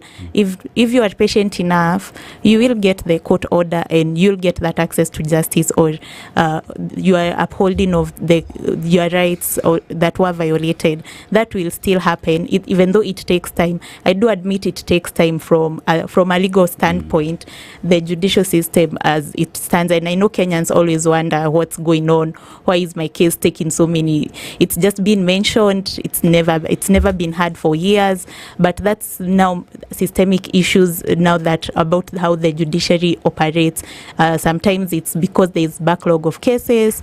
Other times it's because of funding and shortage of staff, shortage of judges and magistrates. So all these reasons compounded can slow down the wheels of justice. But at the end of it all, I want to believe that someone will still get that judgment, that court decision, and be able to say, I went to court and this was decided in my case. So today today, okay. I just wanted to add one thing on that, because I think in the question that you asked and in what you mentioned, there were a number of issues as well that actually relate to decisions to prosecute, and so that also really lie with the prosecutors. And I do think it is worth us, again, when we're talking about accountability, thinking a bit more, and I know that we don't have the time to do so now, but thinking a bit more about what is the role of the prosecutor in lacking accountability. What are we seeing in terms of who does get prosecuted for things and who doesn't, right? You touched on that earlier. So I think that is an important piece to this. So there is the aspect of whatever it is we're discussing today, and there is the need to bring justice. So there is disrespect of court orders. There is also the failure to implement the same. So are we looking at pursuing these individuals beyond their term in office? Because one would say, I'm in government, there's nothing that will be done today. But after the fact, are we looking at pursuing them so that justice is found even when they are not being protected by the system? Yes. Yeah, I think on a case-by-case basis, of course, I think, there have been important rulings around individual responsibility that goes beyond the office that you hold. And so in certain cases, that is the appropriate measure to take. I think in other instances, it really is about what actions are you taking in exercising your office. So I think it's not impossible, but it is a case-by-case decision. So what happens next? Here we are. It come out officially yesterday. What happens next in terms of this challenge and the petition and how the process will run? The court process, as I've said, it takes time. So right now we are just awaiting directions on the petition, which date it will come, are their responses. The court will give directions towards the respondent, now the cabinet secretary filing a response. And there were conservatory orders we had sought if the court will indulge us and issue them. What are those? Yes, we had made an application for in the interim to get perhaps Nora can assist me, but we had made when filing a petition, sometimes you do file a petition and also get it so that it's certified urgent, and then also at the same time is one moment. I'm looking for the specific prayers that we sought in the application. The ones that we were seeking in the interim was that it be certified urgent, the matter be certified urgent, and that pending the hearing and determination of the application, that the cabinet secretary issues a public written statement to be published in a nationwide newspaper and also to be aired on national TV, that him retracting his comments and also giving reference to how use of force can be used in which instances, and also pending the determination of the application. This is what the orders we wanted before even the petition itself is heard, that he should already retract these statements and these comments that he made. So that's what we are waiting for at the moment, because we just filed it. But once that's out, if there are any orders, we'll be happy to share them with the media, and any developments, we'll be happy to share them with you. Yes. Nora? Yeah, I mean, as Nelia says, we're waiting essentially. Obviously, it will be great if the court issues interim orders as we wait. But essentially, ultimately, we hope that the petition will be dealt with urgently. We've talked a lot again about the delays in the system, about how cases can take a long time. But this is not a matter where we can wait, really. It's we filed it as urgent because it is urgent that these comments get clarified. It is urgent that we don't see that spike in extrajudicial killings. It is urgent that we don't see the police responding to these kinds of comments or using these comments as justification to act in certain ways. And so my hope is that things can move quickly, but yes, it's now currently in the hands of the courts. I mean, the focus right now is on Interior CS Kipchumba Murkomen, but the bigger issue here is not just an individual. You're also looking at the culture of impunity, as you stated when we started the show. Are you sending a message to the executive through this? No, I don't think we are sending a message to the executive through this. I think we are seeking accountability for harms that are done, for unlawful actions that are being taken. It's not about going beyond the matter that is in court. It's really about that piece of accountability. So yeah, it's not a hidden message. It's really the case itself is actually what we are trying to do. All right. So wait and see, and that these come out, I think, is all part of governance and accountability, as well as citizenship and nationhood. Thank you for being here, both of you. Nelius Juguna is the legal advisor, Kenya Human Rights Commission, and Nora Bagathi, executive director of the Katiba Institute. We had this conversation this morning, and we thank you both for being here, and we look forward to more. Thanks for having us. Thank you for having us. Asante, and good morning, 9 a.m.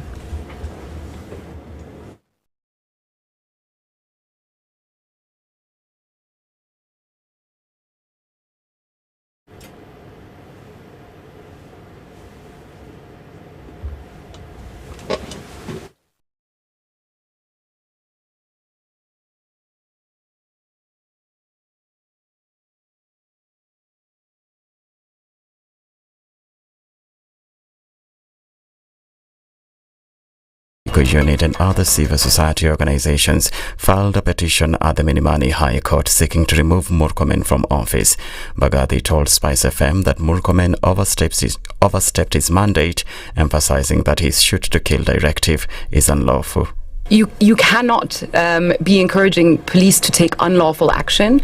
You cannot be in that role. It's not in that role. Go ahead and say, just shoot people. You have to be abiding by the laws, and you have to be using the laws as they are current. The petition really challenges that. It really comes down to he has acted outside the scope of how he should be acting, what his duty is. Katiba Institute and other petitioners accuse Murkomen of inciting police to use deadly force against protesters, including encouraging officers to shoot demonstrators approaching police stations.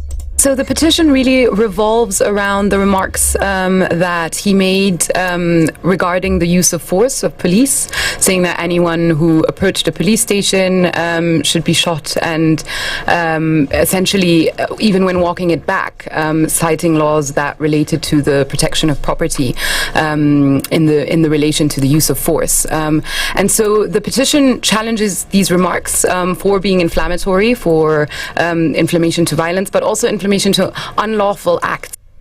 The petitioners want Murkomen to apologize for his remarks and be dismissed immediately.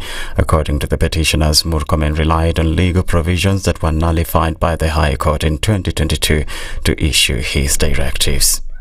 Opposition leaders are expected to hold rallies in Western Kenya today, days after the High Court declared early political campaigns illegal.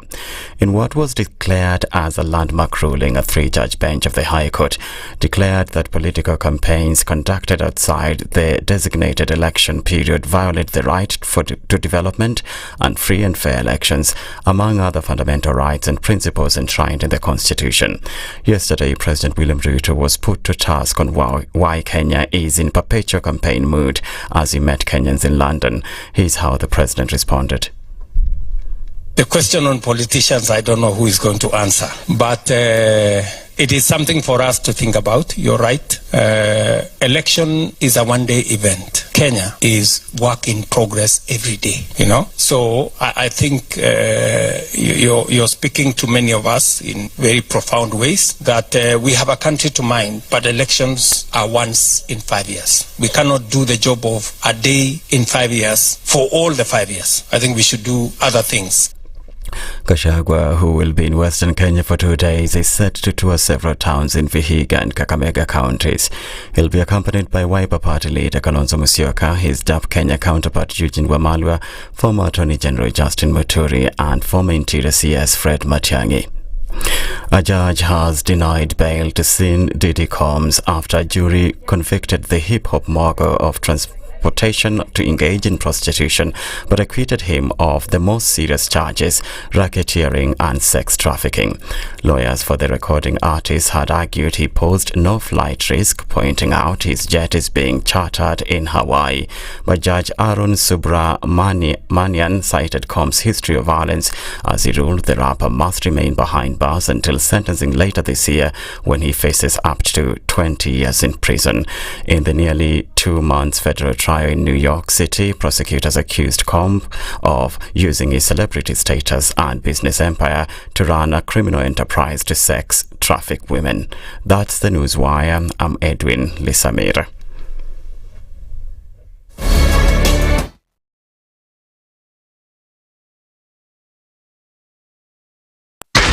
.4 Spice FM, Nairobi. One of the things that are ailing our country is negative ethnicity. You find you as a state officer, instead of thinking as a Kenyan, you think like a tribal person. Let me tell you something. The biggest problem we have had in this country is a leadership deficit. There is nothing that you are going to do in the process of change if you are not a risk taker. So you really have to pursue your vision to a logical conclusion and even be ready to step on people's toes. When it comes to the economy, you can't run away with it. They say statistics are like bikinis. They reveal a lot, but they conceal the vitals. And so government people would throw statistics at you. and tell you they're revealing a lot of information to you, but it's really concealing the real vitals. We need to get out of that, because when we want to grow our democracy, one basic thing that really requires to be understood by the political class, by all of us, is institutions are critical. This is the Situation Room, the only way to start your day. Traffic.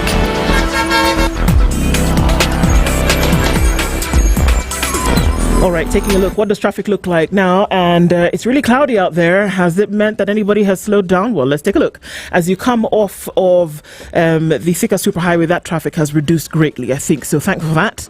As you're getting into the CBD, also, we're seeing less traffic than on Langata Road, but it's still pretty busy as you're getting into right around Nyayo Stadium. There is some traffic that's still on Raila Odinga Way as you get towards Ngong Road, which has some traffic here and there as well, is busy. Also, as you get onto Uhuru Highway, that's busy as well. There is traffic coming off of Jogo Road heading towards Landis, and then Landis onto Haile Selassie at the Kamkunji roundabout is busy. All right, so we're looking at all of this still with some traffic on Kiambu Road this morning. Talk to us, SpiceFM KE on X, hashtag the Situation Room.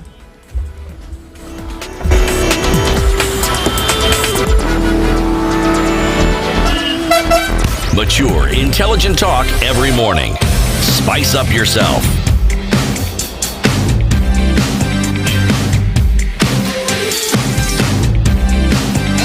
Mornings done right.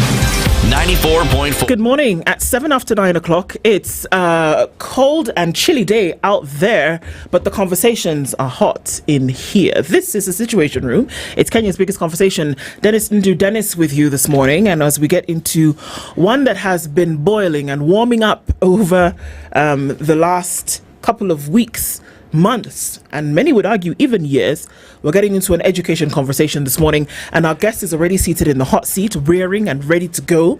And this is a conversation around a strike on the horizon, and will stalled CBA talks disrupt Kenya's education system? This is the question that we're asking, and perhaps to give us some insights and answers into this is the chairperson of the Kenya Union of Pre-primary education post-primary education teachers. Omboko Milemba is here with us this morning. Good morning, sir.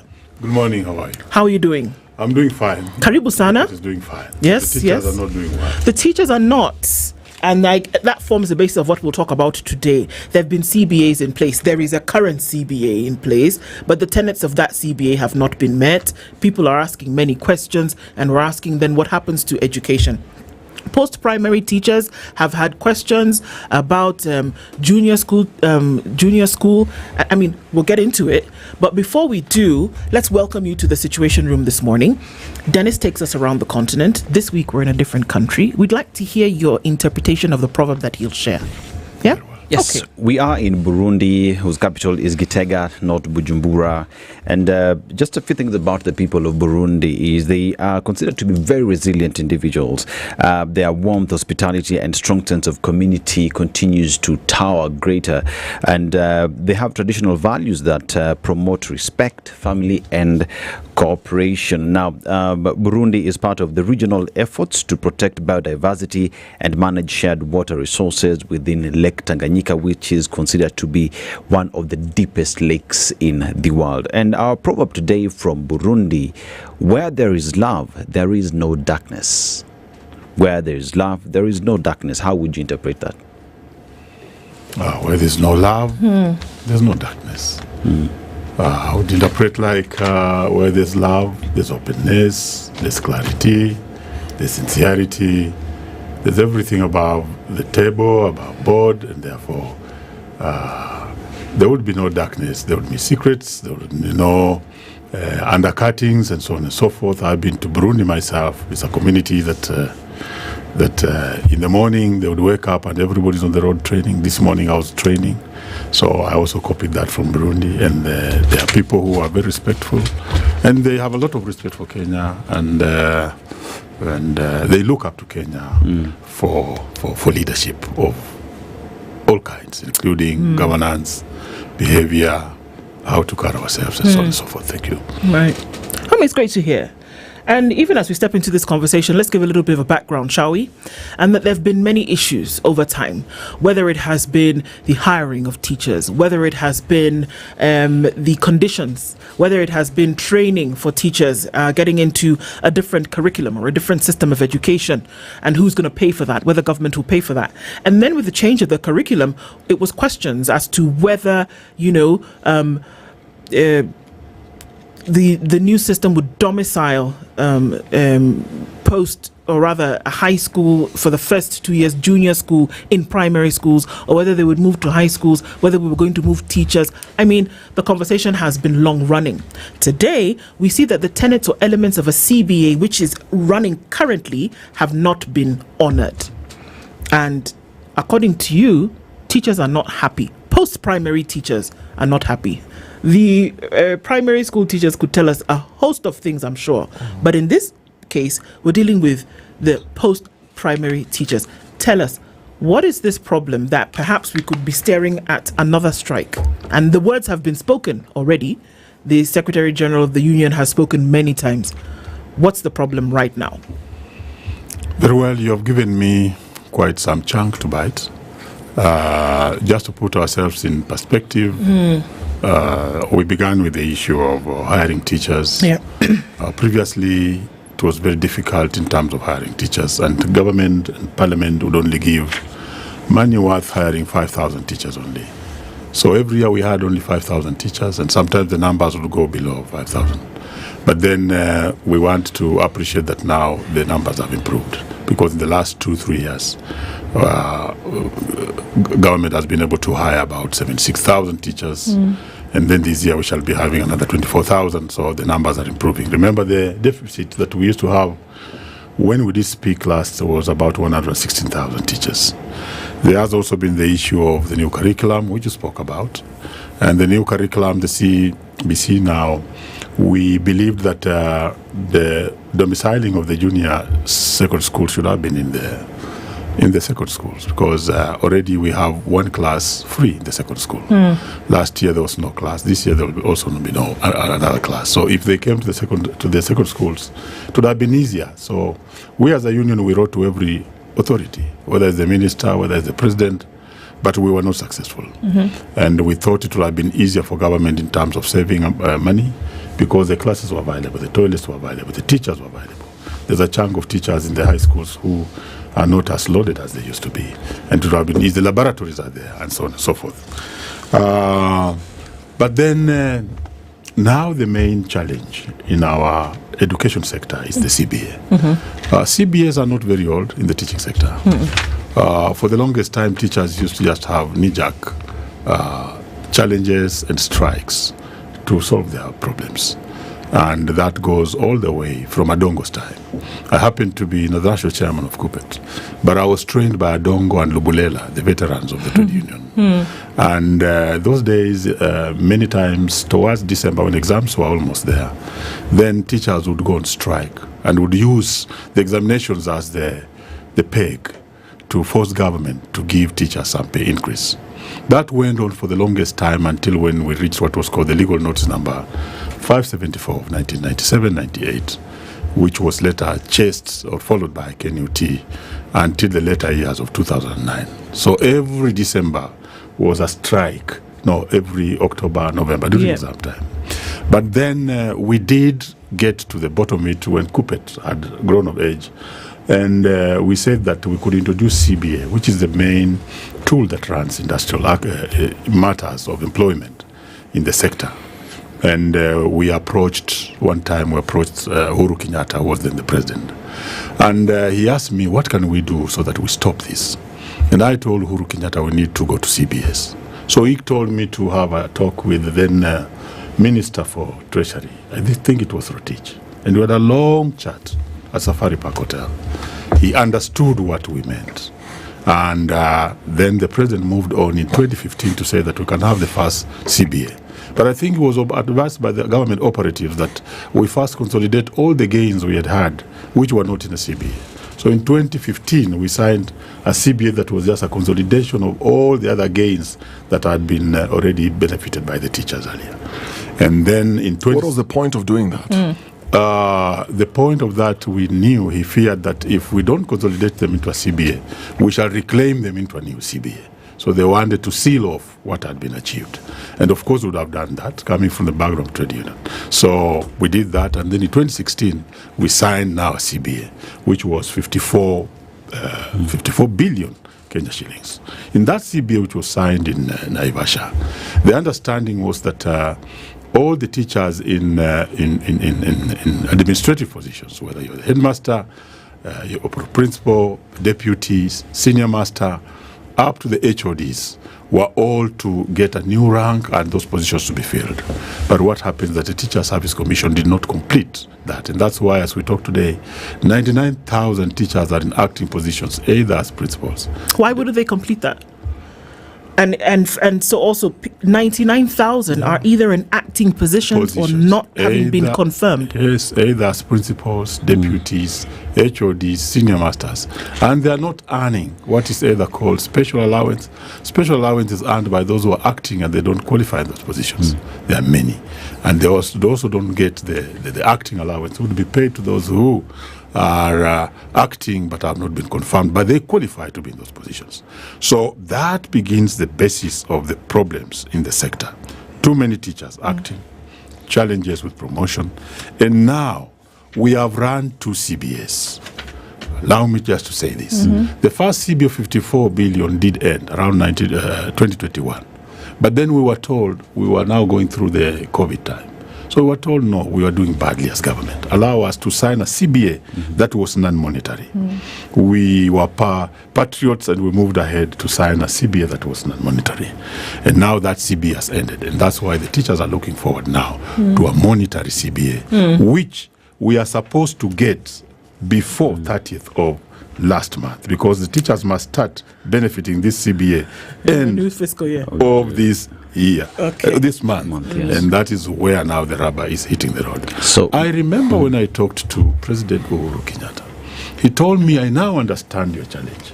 What you should be doing is that you must start the CBA negotiations in the months of March, February. I was not in Parliament, so I did not know the budget cycle, but now I know. And now I see why he told me that. So that by the time the budget is done, the CBA money is within the budget.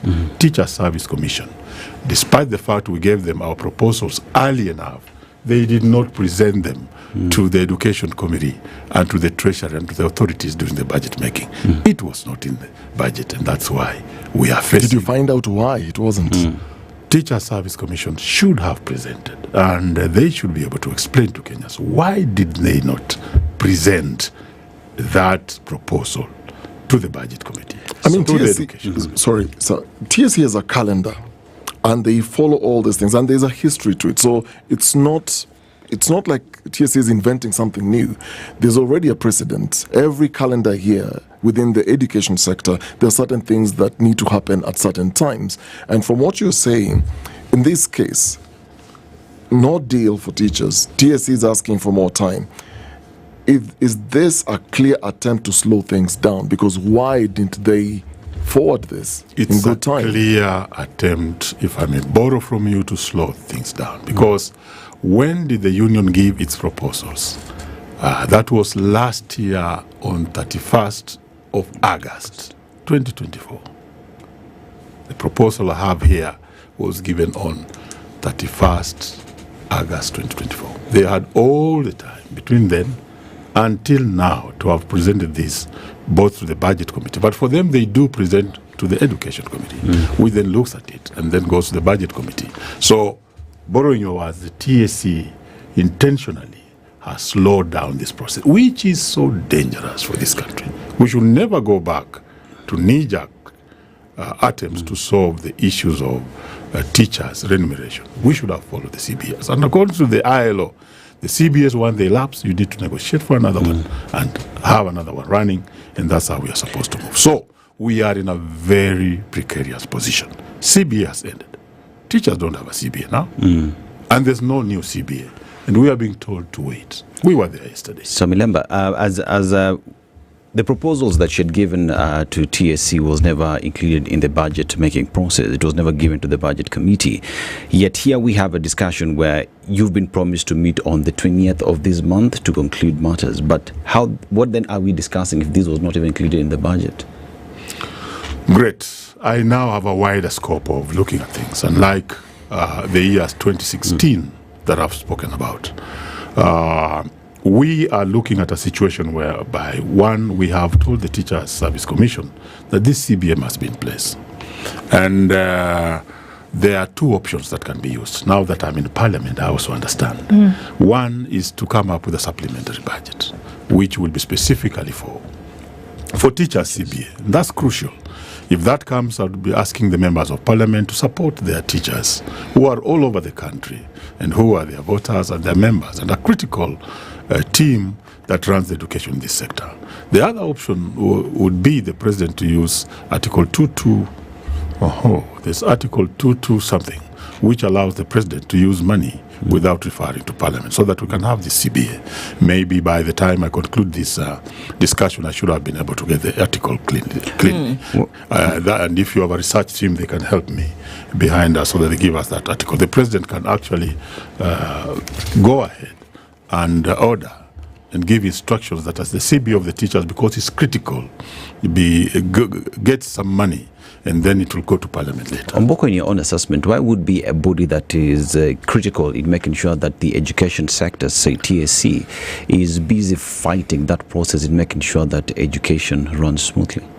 I think this is the responsibility, and also maybe lack of history and lack of knowledge to know why we are where we are with CBS, from the team at the Teacher Service Commission, the commissioners and the leadership. Because if they knew the history, would never come here again. Because who wants teachers to be on strike again every November, October during exam time?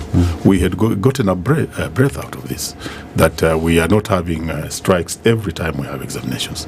We wouldn't want to go there. So we were firm to them yesterday and told them that the teachers want a monetary. This time it must be a monetary, the CBA, because remember, the teachers have been very, very patriotic. During COVID time, they agreed to go without a monetary CBA. It's also important for us to note that you are the Member of Parliament for Emuhaya constituency. So this is where you speak about having a broader view now that you are in Parliament, and then being able to understand, okay, so how does this work exactly? So then some things are clear, that there was a decision that was made, or a concession, and said, look, folks, in 2020 into 2021 is when this non-monetary CBA came into place, right? And everybody agreed because they understood the beats and they could hear the tone at the time that it was going to be difficult to do. And I'm still going to come back and ask about then the TSC's involvement in all of this at this time. If the certain things that we see happening, if we are saying confirm certain people, let me ask you, of the 99,000 teachers, whether at level of principal, head teacher, etc., are acting, are they earning what that position would require, or are they earning in their previous position emoluments? What are they earning? Thank you. Those teachers who are acting in various positions, the 99,000, are not earning what they're supposed to earn from those positions. Okay. So what is actually happening is that the Teacher Service Commission is actually misusing labor. He is underpaying labor. He is putting people in positions to work, but not paying them the requisite amount that they should be paid. And you see this as intentional? Certainly intentional. Well, what have we done?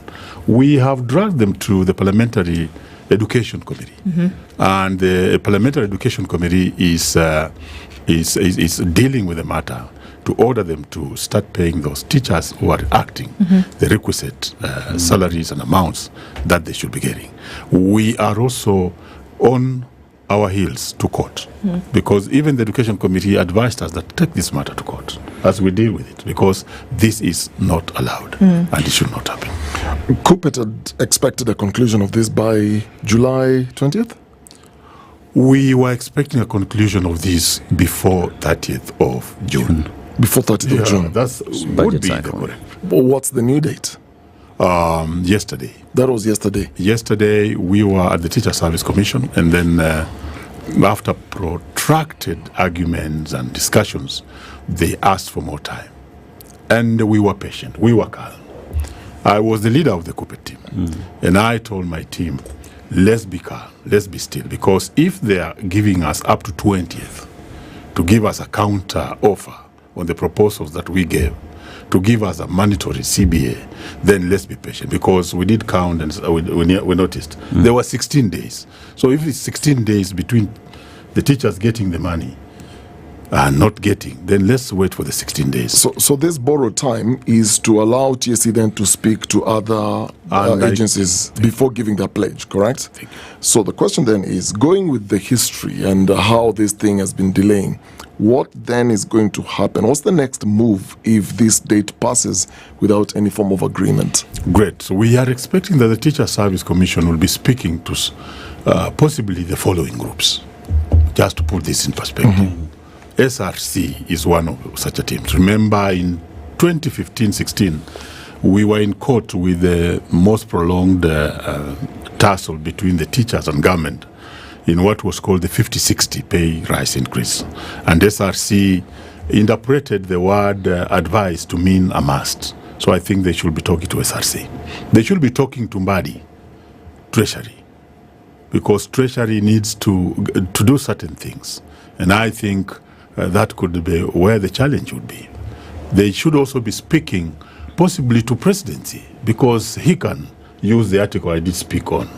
And they could be speaking to the Ministry of Education, if it has any role, but I don't think it has a role. Those three could be critical.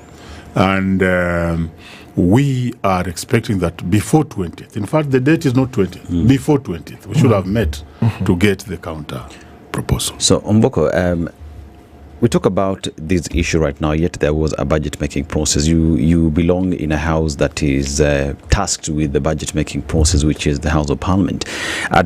During the budget-making process, did you notice this? Did you flag it? Did you raise it to the TSC? And what was the response at that time? Thank you.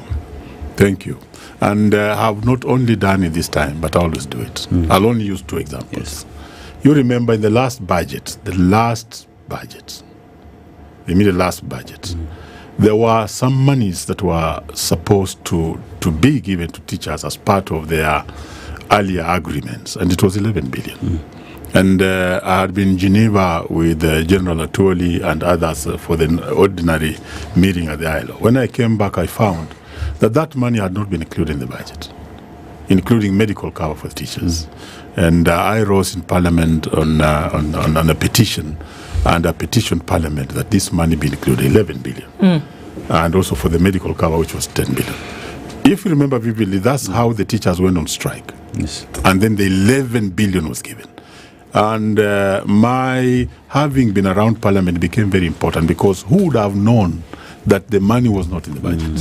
Who would have known, really? And then who would have spoken on it? Because as parliamentarians, people are concerned with their own political things that range from steamer, electricity, to education, to roads. They come first than education or matters concerning teachers. So this time again, I noticed the money was not in the budget. I raised it with the chair of budget and proceeded to put it also on the plenary. And the chair did answer that the Teacher Service Commission had not presented their proposals to them, and that's why the money was not there. He answered on the floor of Parliament, that is Honorable Matindi, and said that the only other way then would be a supplementary budget. Okay. So in terms of raising the matters, I do always do that. Remember, there's another time teachers were mad going on strike because of something called TPD. And in the afternoon, I want to thank Muturi, who was then the speaker. He gave me a chance to raise a petition on TPD. And that afternoon, the Parliament stopped TPD, and it saved this country a great loss, because teachers were already going to the streets. Thank you.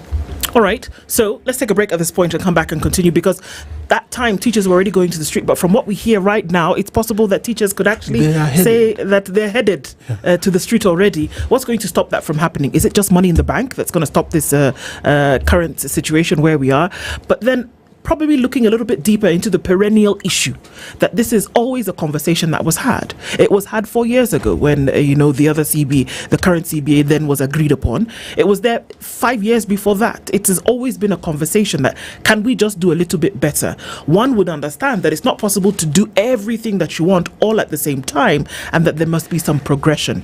But that we have this conversation, then that teachers are always saying, well, you know what? Either we'll go to the streets or we'll down our tools. There will be no teaching.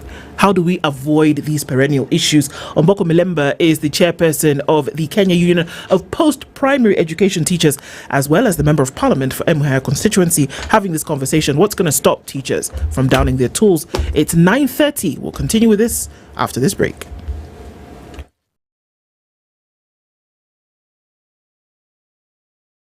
This is the Situation Room, the only way to start your day. The weather with SpiceFM.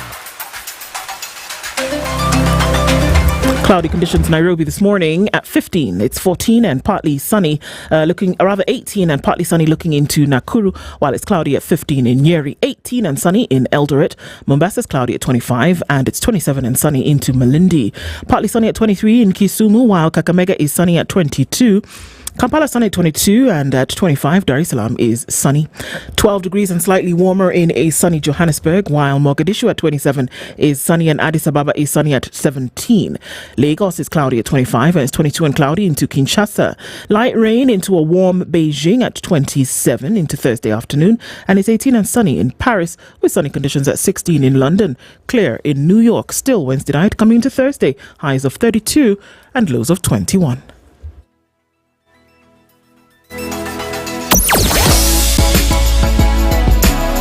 Spice and everything nice. Spice FM. Spice up your life. Traffic. All right, so just a little bit of traffic left coming off of the Thika Superhighway right around Survey. That looks like the worst of it. And it's reduced significantly coming off of Kiambu Road into the cities where most folks are headed. And if you look at traffic coming off of Landis going towards Haile Selassie at Kamkunji, that's busy. And that traffic that came off of Langata Road is now slightly diminishing as we also look at less traffic now on to Ryan Odingawe. Ngong Road traffic is also reducing. So we're coming out of traffic hour. Talk to us through the morning. SpiceFM KE on X.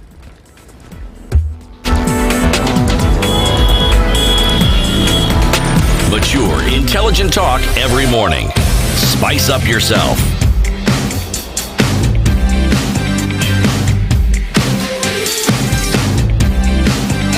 Mornings done right. 94.4. At 27 minutes to 10 o'clock, our conversation continues this morning with Omboko Milemba, who is a Member of Parliament for Mungai constituency, as well as the chairperson of the Kenya Union of Post-Primary Education Teachers. And so we are saying that teachers are on their way, essentially, that the train seems to have left the station, where we're saying that teachers might say in a very short while that, we are going on strike. Yes, we have held it because we are responsible Kenyans. Yesterday, I remember the previous day, KNUT had been in the same room. Yeah. And they came out very annoyed, and you remember the statement that was given by you. Yesterday, we pursued it further because our colleagues had not come out with any date for further discussion. And that's why we told the Teacher Service Commission, give us a timeline. What is the timeline?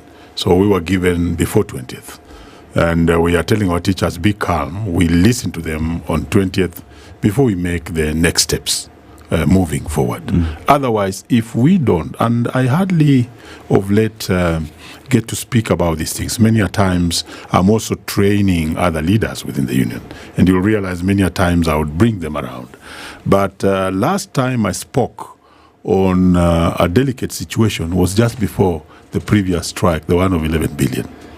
And this time I can assure the country that if this is not fixed, and I'm an honest person, because I've seen it for a long time, if this not fixed, the teachers will not be happy, and we shall not have any other way out. But meanwhile, we have told them to be calm, so that we follow all the due processes and we finish them completely. But was there a clear presentation of their issues, even at the education committee? With now, I mean, here you are and you straddle this position, whereby here you are on the teachers, but at the same time, you're in Parliament.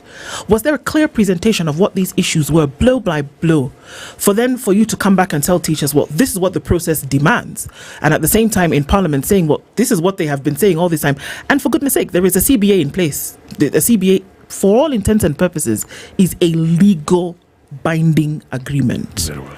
So was this made clear on both sides before any processes started to take place? Yeah. One, CBA is a legal document, and it's clearly defined that after a period of 4 years, we shall have another CBA. We have questions with that 4 years, but it's not the topic today. So it was clear in the minds of both Teacher Service Commission with the employer, ourselves, Parliament, when informed that the CBA is ending. It's a matter that is known. Now, what are the steps to make a new CBA? You need to have the unions present their proposals. Early enough, we did present the proposals in August last year. To be specific, August 31st. We can't calculate the number of months we've taken from August last year to today, July 3rd. So that process was taken very well. Budget process takes its own course. And now I understand it very well. As early as January, the budget process had begun. The expectations are that different departments and different government corporations are supposed to take their proposals. Possibly we believed from where we sit. That's why the Teacher Service Commission wanted the proposals way back last year, so that when we get David to January, February, they are having this document to present to the relevant authorities. As the employer of teachers and as an independent commission, it was their responsibility to present. The union there now does not have the mandate, but it's the employer to present that the CBA of teachers is coming to an end. We have the proposal from the unions, and we are presenting. Where do they present it? Apart from the other meetings they may attend, the specific committee they are supposed to present this document is the education committee. Not even the budget committee. But now that you're in there, having known that perhaps it has not been presented to the education committee, and we know that Mr. Mlemba is there, then at least folks will be able to say, hey guys, this thing has not been presented. Can we get a move on? Because now that you know the processes of Parliament, for example. That becomes my business many a times, because I often and many times talk to the chairman and tell him, is this happening? Is this not happening? And the Teacher Service Commission in itself is the one that failed to present this on time. So now I had to go on the floor of the House to now deal with the matter from the floor of the House. And that's when I was dealing with the chair of the budget. So the Teachers Service Commission should have presented this to the Education Committee. The Education Committee now takes it to the Budget Committee, because the Budget Committee will meet all committees with their proposals, including the one of the CBA for teachers. And then now the Budget Committee compiles everything and now brings it to the plenary. So the steps were lost at the level of the Teacher Service Commission presenting this to the Education Committee. If they did present, then we really have to question the Teacher Service Commission on what happened, or the Education Committee on exactly what happened. So, Okoh, we're talking about the 2021 non-monetary CBA, but now here we are 4 years later, we need to have a monetary CBA. And we look at, you've mentioned something to do with the misuse of labor, which has to be handled. Exploitation. Exploitation of labor that has to be handled this time round. NAT has already issued a 7-day ultimatum for teachers to go on, their members to go on strike. And here we are talking about talks with proposals on the table that must be issued on 20th. What happens if it's another proposal to discuss further on the matter? I'm at least advantaged. I've been in this field for quite some time. What NAT did yesterday, because I had to ask the leadership there to understand, NAT issued a 7 days notice for ultimatum to Teacher Service Commission to give a counter proposal. To give a counter proposal. I don't know if you get me right. To give a counter proposal. And when we went there, we pushed to have a specific date for a counter proposal. So those two are now helping each other. Yes, counter proposal. Now we have a specific date. So we must have a counter proposal before 20th. And that's very, very good. In negotiations, giving timelines and sticking to them and being loyal to the process of negotiation, keeping the timelines and respecting them becomes very important. So that when the other side of the bargain of the group loses, cannot keep their bargain, then you have a reason to move on. So coming to your question, in the event we go there and we have another promissory note, what shall we do? That's where now you require the organs of the union. That's when you'll find that the union, I'm telling the country that I'm calling the National Governing Council. When you see such like structures being called, we are headed for a wrong direction because they are the ones that make those decisions. So we shall make a decision after 20th. For now, I don't want to predict anything. I have faith in the Teacher Service Commission that yesterday, they have not been very faithful employers, but I want to give them a good bargain. You have faith in a commission who, according to you, by your own admission, failed over and over again. That first of all, in the last CBA, you attributed this failure to the TSC because, you know, a non-monetary CBA was put in place. The teachers had no option but to accept this failure, according to what you say.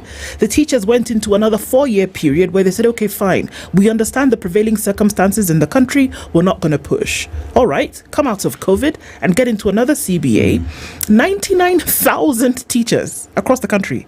It's not 9,000. Neither is it it's not 900. It's not 900. It's 99,000 teachers are in an acting capacity, earning subpar, again, by your own admission. And this is under the auspices of the TSC. And then here we are, again, saying that salary increments that are being asked for, moving from acting to permanent capacity. You're saying promotion of teachers. You're saying establishment of emoluments and allowances, again, all being held, again, under the TSC. But for some reason, Bwana Mlemba, you still have hope. Where is this coming from? It sounds almost heavenly, this hope. Hope is everything. But what I mean is that let's give them a chance. Let's give them a commitment. I was very happy when they did indicate that before 20th, they'll give us a counter proposal. It is a good, is a good setup for themselves. It was their word. It was not my word. So I'm saying, let's keep a chance that within that particular spell, they will have actually acted. Are we talking about the 20th of June, or are you saying that now there's another 20th of July? 20th of July. Okay. It is 16 days to be specific to that particular date. So let's give them time. And when you are negotiating, and I want to thank you for having called me to this situation room. When you are negotiating, you need to be seen clearly to be a good negotiator, to be a person who understands, to be a person who gives the other side space to operate. So that when they break their side of bargain, you have a reason to take the next steps. And that's why we have given them the 16 days. Hasn't TSC already broken the end of the bargain by not presenting the budget proposals to the relevant committees? They have a chance. And they told us yesterday, give us 16 days. We consult widely. We have given the 16 days, after which we can take the next step. But otherwise, I want to actually indicate that it's a commission that you cannot trust because they have failed teachers many times. So I go back to what you said. I may have used a very heavy word for them, but they are trust. So Milambo, this is a commission you don't trust. You are very hopeful that in the next 16 days they will keep their word as they consult widely with the other government agencies. But allow me to be skeptical about this. Now, there are specific timelines and procedures outlined in the Kenyan law and parliamentary standing orders for how government agencies, like the TSC, for example, submit their budget proposals to departmental committees. Now, what I don't buy is they didn't present the proposals to the Education Department in Parliament, and therefore no budget that was set aside. There's a clear law and procedures about how they go around submitting this before the final estimates are tabled and reviewed by the Budget and Appropriation Committee in Parliament. And just allow me to quickly go through the Kenya budget timelines to simplify this. So by 15th February, the government agencies, TSC in this case, is supposed to submit the budget proposals to the National Treasury. Treasury submits the budget policy statements to Parliament. Now, between February and March, that's early March, they're supposed now, parliamentary departmental committees, in this case the Education Committee, holds hearings with the agencies like now the TSC looking at those proposals. In this case, it appears that didn't happen. Now, by 30th of April, Treasury then submits the official budget estimates now to Parliament. Now, for the next 21 days, this is within May, the departmental committees review the estimates and submit reports to the Budget and Appropriation Committee, so that then by 30th of June, Parliament debates and passes the appropriations bill, which is now the final budget approval. So are you then saying that with all this, with these procedures that are essentially supposed to be followed, TSC skipped all this right from early February, going all the way to June? There was no proposal. Nobody recalled them, or the Education Committee didn't even follow up to say, hey, there's something we're missing here. Education is such a big sector. How did this miss? Or is this monkey business? Very well, we go back to what she did raise. That is this a deliberate plan to delay the CBA? I say this is a deliberate plan to delay the CBA, because like you have gone through all the processes, by February, this process should have begun. And that's why we send our proposals early enough. By the time we dealt with the BPS coming from Treasury, this should have been seen. We remember that's the time we saw an attempt to remove the 5 billion that we as the unions put in the budget to take care of examinations. Formally, examinations were paid for. It is us in the unions that actually campaigned for this. And then we saw the departmental committees meeting the agencies. Now this is where the rains must have started beating us. And this is now the business of the committee and the Teacher Service Commission. Because what were we expecting? We shall have seen the end result of the budget estimates having the CBA money. Exactly. We did not see that. So that's now when I intervened that where is this money? And this is not the first time I'm doing this. I explained how I had to intervene another time, and we got the money. From where, I'm not sure. But we got the money, the 11 billion. So I had to now start intervening because I'm not a member of the Education Committee. If I were a member of the Education Committee, I would be asking also, and I'd keep on talking to the members of the Education Committee. I'll still continue talking to them. This is why they need to help the teachers. And having people from our section in the Parliament becomes very important. So then, for me, I had to intervene at the level of where now we are discussing the budget, and that's why then I could no longer now address the chair of the Education Committee, but the chair of the budget. Is this then beyond TSC? Because clearly you can't skip all these timelines, because this is law, this is parliamentary procedures. Skipping all this now to sit at the table and they still ask for more time to engage SRC, to engage Treasury CS, to engage the president. They had all the time to do this. Don't you see the writings on the wall on this? Because there's something deeper that is beyond TSC with this funding. It's very clear. I see. And do you know why I've given them time? I want you to see. And I want Mama Mboga to see. And I want everyone to see. Because by the time you take the next steps, everybody must have seen. Because when you come back here and you are being told, you will be the same persons possibly asking me, did you engage everybody? Did you involve everybody? Did you give them time? By the time you move to the next steps, everybody should be seeing. I usually tell the unionists that by the time we call for industrial action, even the mama who sells mboga should understand that the teachers of this country are having a proper case. And that is why we give them the 16 days. Let's hear what they'll be doing then. So this is a very good process. Mboko, we're talking about 16 days in 2020, in July of 2025. Yet the process started in August 31st of 2024 when you gave your proposals to TSC. As we have this discussion today, in fact, that all the processes had been overlooked by TSC. Is there goodwill, if any, in making sure that the education sector of this country just runs smoothly from the side of the employer who is TSC? Thank you. One, I would have not made very serious steps before, because if you did these steps, or if you agitated very toughly on 24th of June, you would be told, bro, there's a CBA still running until 30th. And therefore, we're still within the life. The span of time that you need to operate. But now we are way out of the span that we are supposed to operate. There's no goodwill.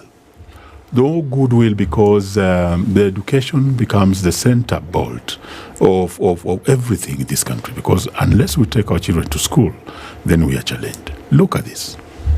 There was a proposal in the budget to remove the 5.5 billion that is used to pay for examination fees. I looked at this and say, what about this? If we were to take that 5 billion and take to one road, what is the cost-benefit analysis of that in terms of the utility you derive from 5.5 billion, serving all the students, all the children of Kenya to pay examination fee, vis-a-vis taking the 5.5 billion to one road, or to the governors, or to the members of parliament in terms of CD, or something like that. I think that money is in the proper place. So when we see such a discussions coming from the ministry, it's a proposal by the ministry, then you say that people are not serious about education, because that money must be ring-fenced for examinations, so that we don't go back to the days when some students missed exams. When you see the teachers struggling to get their remuneration, even when they are following the proper channel of CBA, then you see there's a challenge. When you see the teachers having the challenge of medical cover, let me speak about medical cover. Teachers are not having a medical cover because SHA has come in place. Teachers used to get medical allowance. But along the way, we had a discussion with the Employer Teacher Service Commission and agreed that the medical allowance the teachers were earning is surrendered to the employer for them to give a medical cover. And government was also supposed to input some monies moving forward. And now you notice that the government and the Teacher Service Commission are not keeping their part of the bargain by not remitting the monies to hospitals. And that's why families of teachers and teachers themselves are challenged when it comes to medical cover. And if you have a teacher who is sick, how will he deliver? Let's look at the issue of promotions. Government and the employer had stopped promotion for 12 years.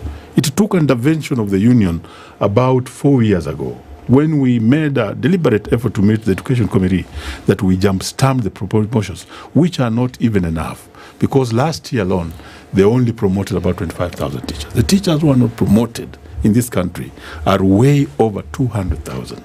And that's why there was that scramble. You must have heard about it, David, that it even went up to court, because everybody wants promotion and there's no money for promotion. So education sector needs a more serious attention. But the president was very clear and open, and he said, in terms of one of the things that we said we were going to do, 100,000 teachers hired. So it's true, and has been very public about this. No, in terms of hiring, give the devil its due. Mugema, is that Mugema or the other guy? There's this guy in Coast whom will always claim for his right. Mugala. They have employed teachers, because within 2 years we have 76,000 plus 24. That's almost 100,000. So that one was done very well. Okay. Very, very well. All right. And we have never had such a president before. The earliest president was that 20,000 teachers in 5 years.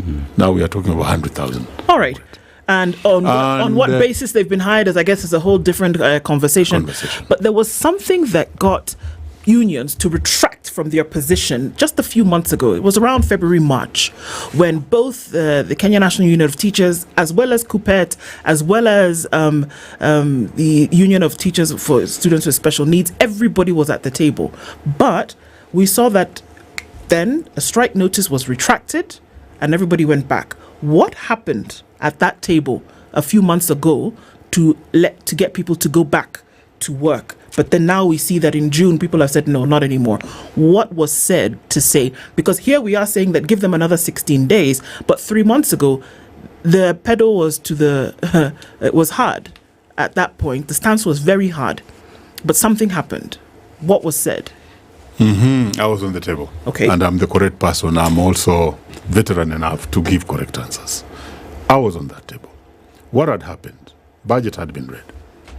And teachers were expecting 11 billion to finish their old agreements. The 11 billion was not in the budget. Then the teachers were expecting 10 billion to deal with their medical cover. The 10 billion was not in the budget. The third thing, if you remember, was the JSS. Somebody remember this? They were to be confirmed. There was no money to confirm them. And that's why there was that agitation. And we went on table. I raised that matter in Parliament when I came from Geneva. And we went on table after some agitation. And on that table, if you look in my eyes, that's usually my slogan, the following happened. Teacher Service Commission arrived with 11 billion in the morning. So the 11 billion was brought back. They arrived with a promissory note on medical cover. Okay. And they also arrived with a promissory note on making the JSS permanent and pensionable. Indeed, I'm veteran trade unionist. Indeed, many players had to leave the table because, one, the JSS have since been made permanent and pensionable. You can look in my eyes. And then the 11 billion was paid. It has already been consumed. And then we are grappling with medical cover because not all the money was given. So that promissory note did not work fully. And that's why recently in Parliament I had a question from Treasury why they have not paid the 11 billion. I was answered 2 weeks ago. It must have been on Thursday, the other week, that the money is coming in supplementary too. So the issue is to run the system to work. And if it works, well and good, you pull out of table.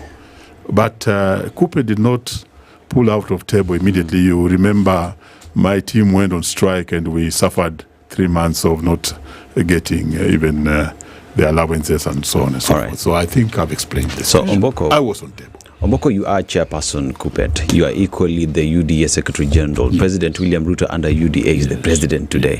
Have you perhaps had this discussion with him to just help us? Teachers are complaining. Very important. You need to be in these spaces for even you to represent your own people. If you are not in those spaces, it's very difficult. So when I get time, and if I have time, that's exactly what I do. You have to get to Parliament and talk to the chair of the Education Committee. You have to get to Parliament and talk to Matindi. If you are outside in the streets, you may not get a chance to talk to those people. You have to get to the ministry and talk to the minister.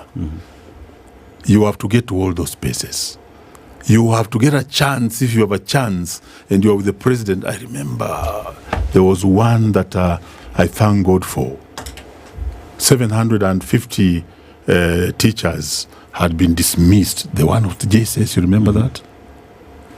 Because they were involved in continuous agitation, and they were dismissed by Teacher Service Commission.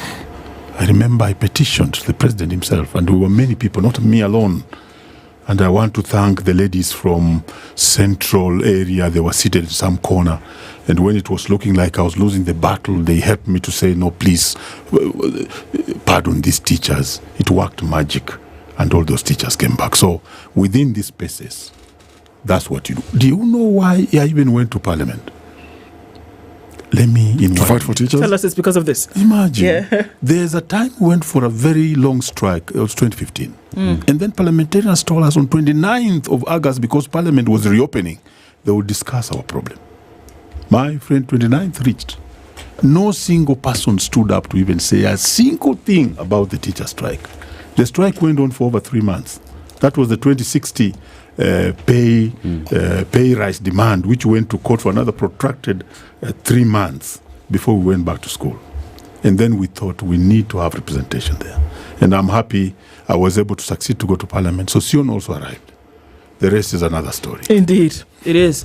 Well, 16 days. Let's see what happens by the 20th of July, whether we will be sure, because at the end of the day, teaching must continue. Education is not a process where you can say, let's stall it for a little bit. It has to continue. I want to thank you so much for being here this morning as we have these conversations. I thank you so much, Okoh Mlemba, for being here as the chairperson of the Kenya Union of Post-Primary Teachers, as well as Member of Parliament for Emuhara constituency. Thank you for being here on Kenya's Biggest Conversation. It's 10:01. Thank you very much.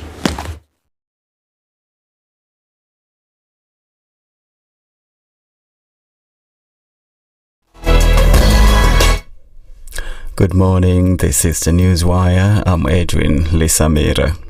2 police officers are expected to appear before Magistrate Ben Mark Ehubi of the Milimani Magistrate Court over the fatal shooting of mask vendor Boniface Kariuki.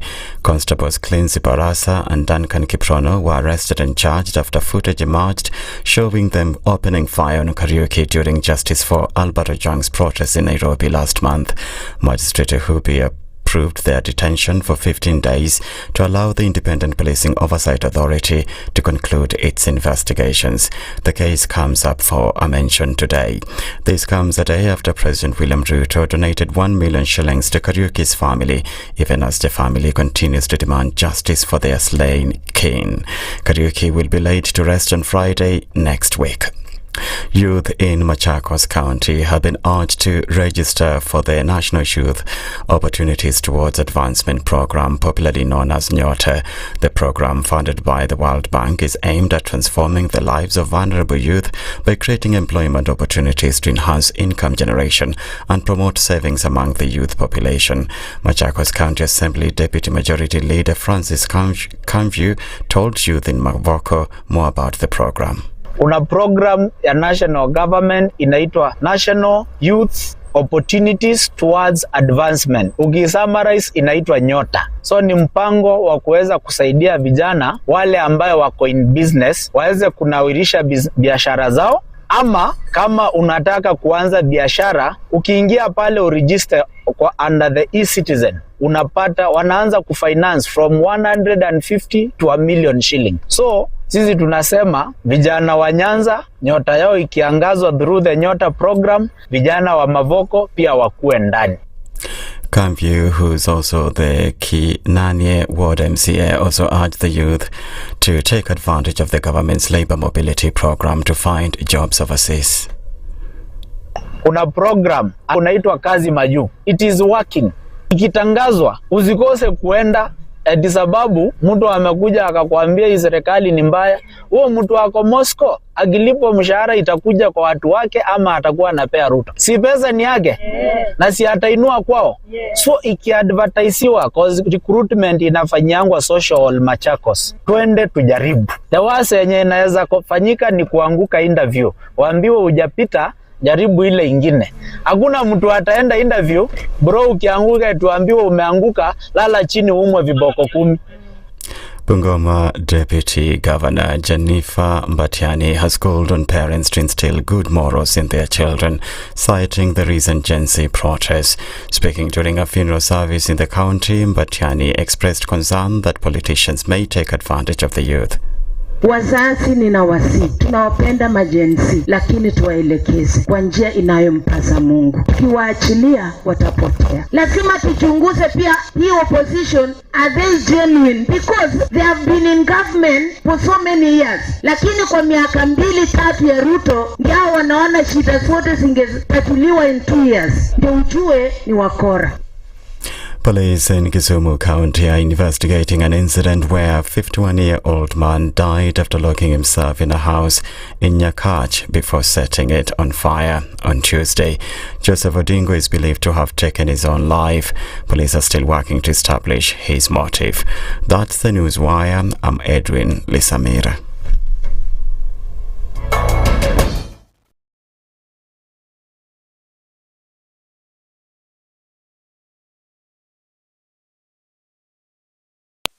SpiceFM. Spice up your life.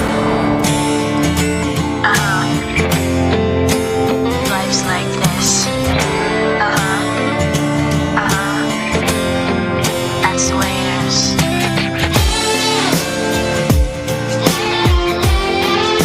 'Cause life's like this. That's the way it is. Chill out, what you yelling for? Lay back, it's all been done before. And if you could only let it be, you would see I like you the way you are. When we're driving in your car and you're talking to me one-on-one, but you become so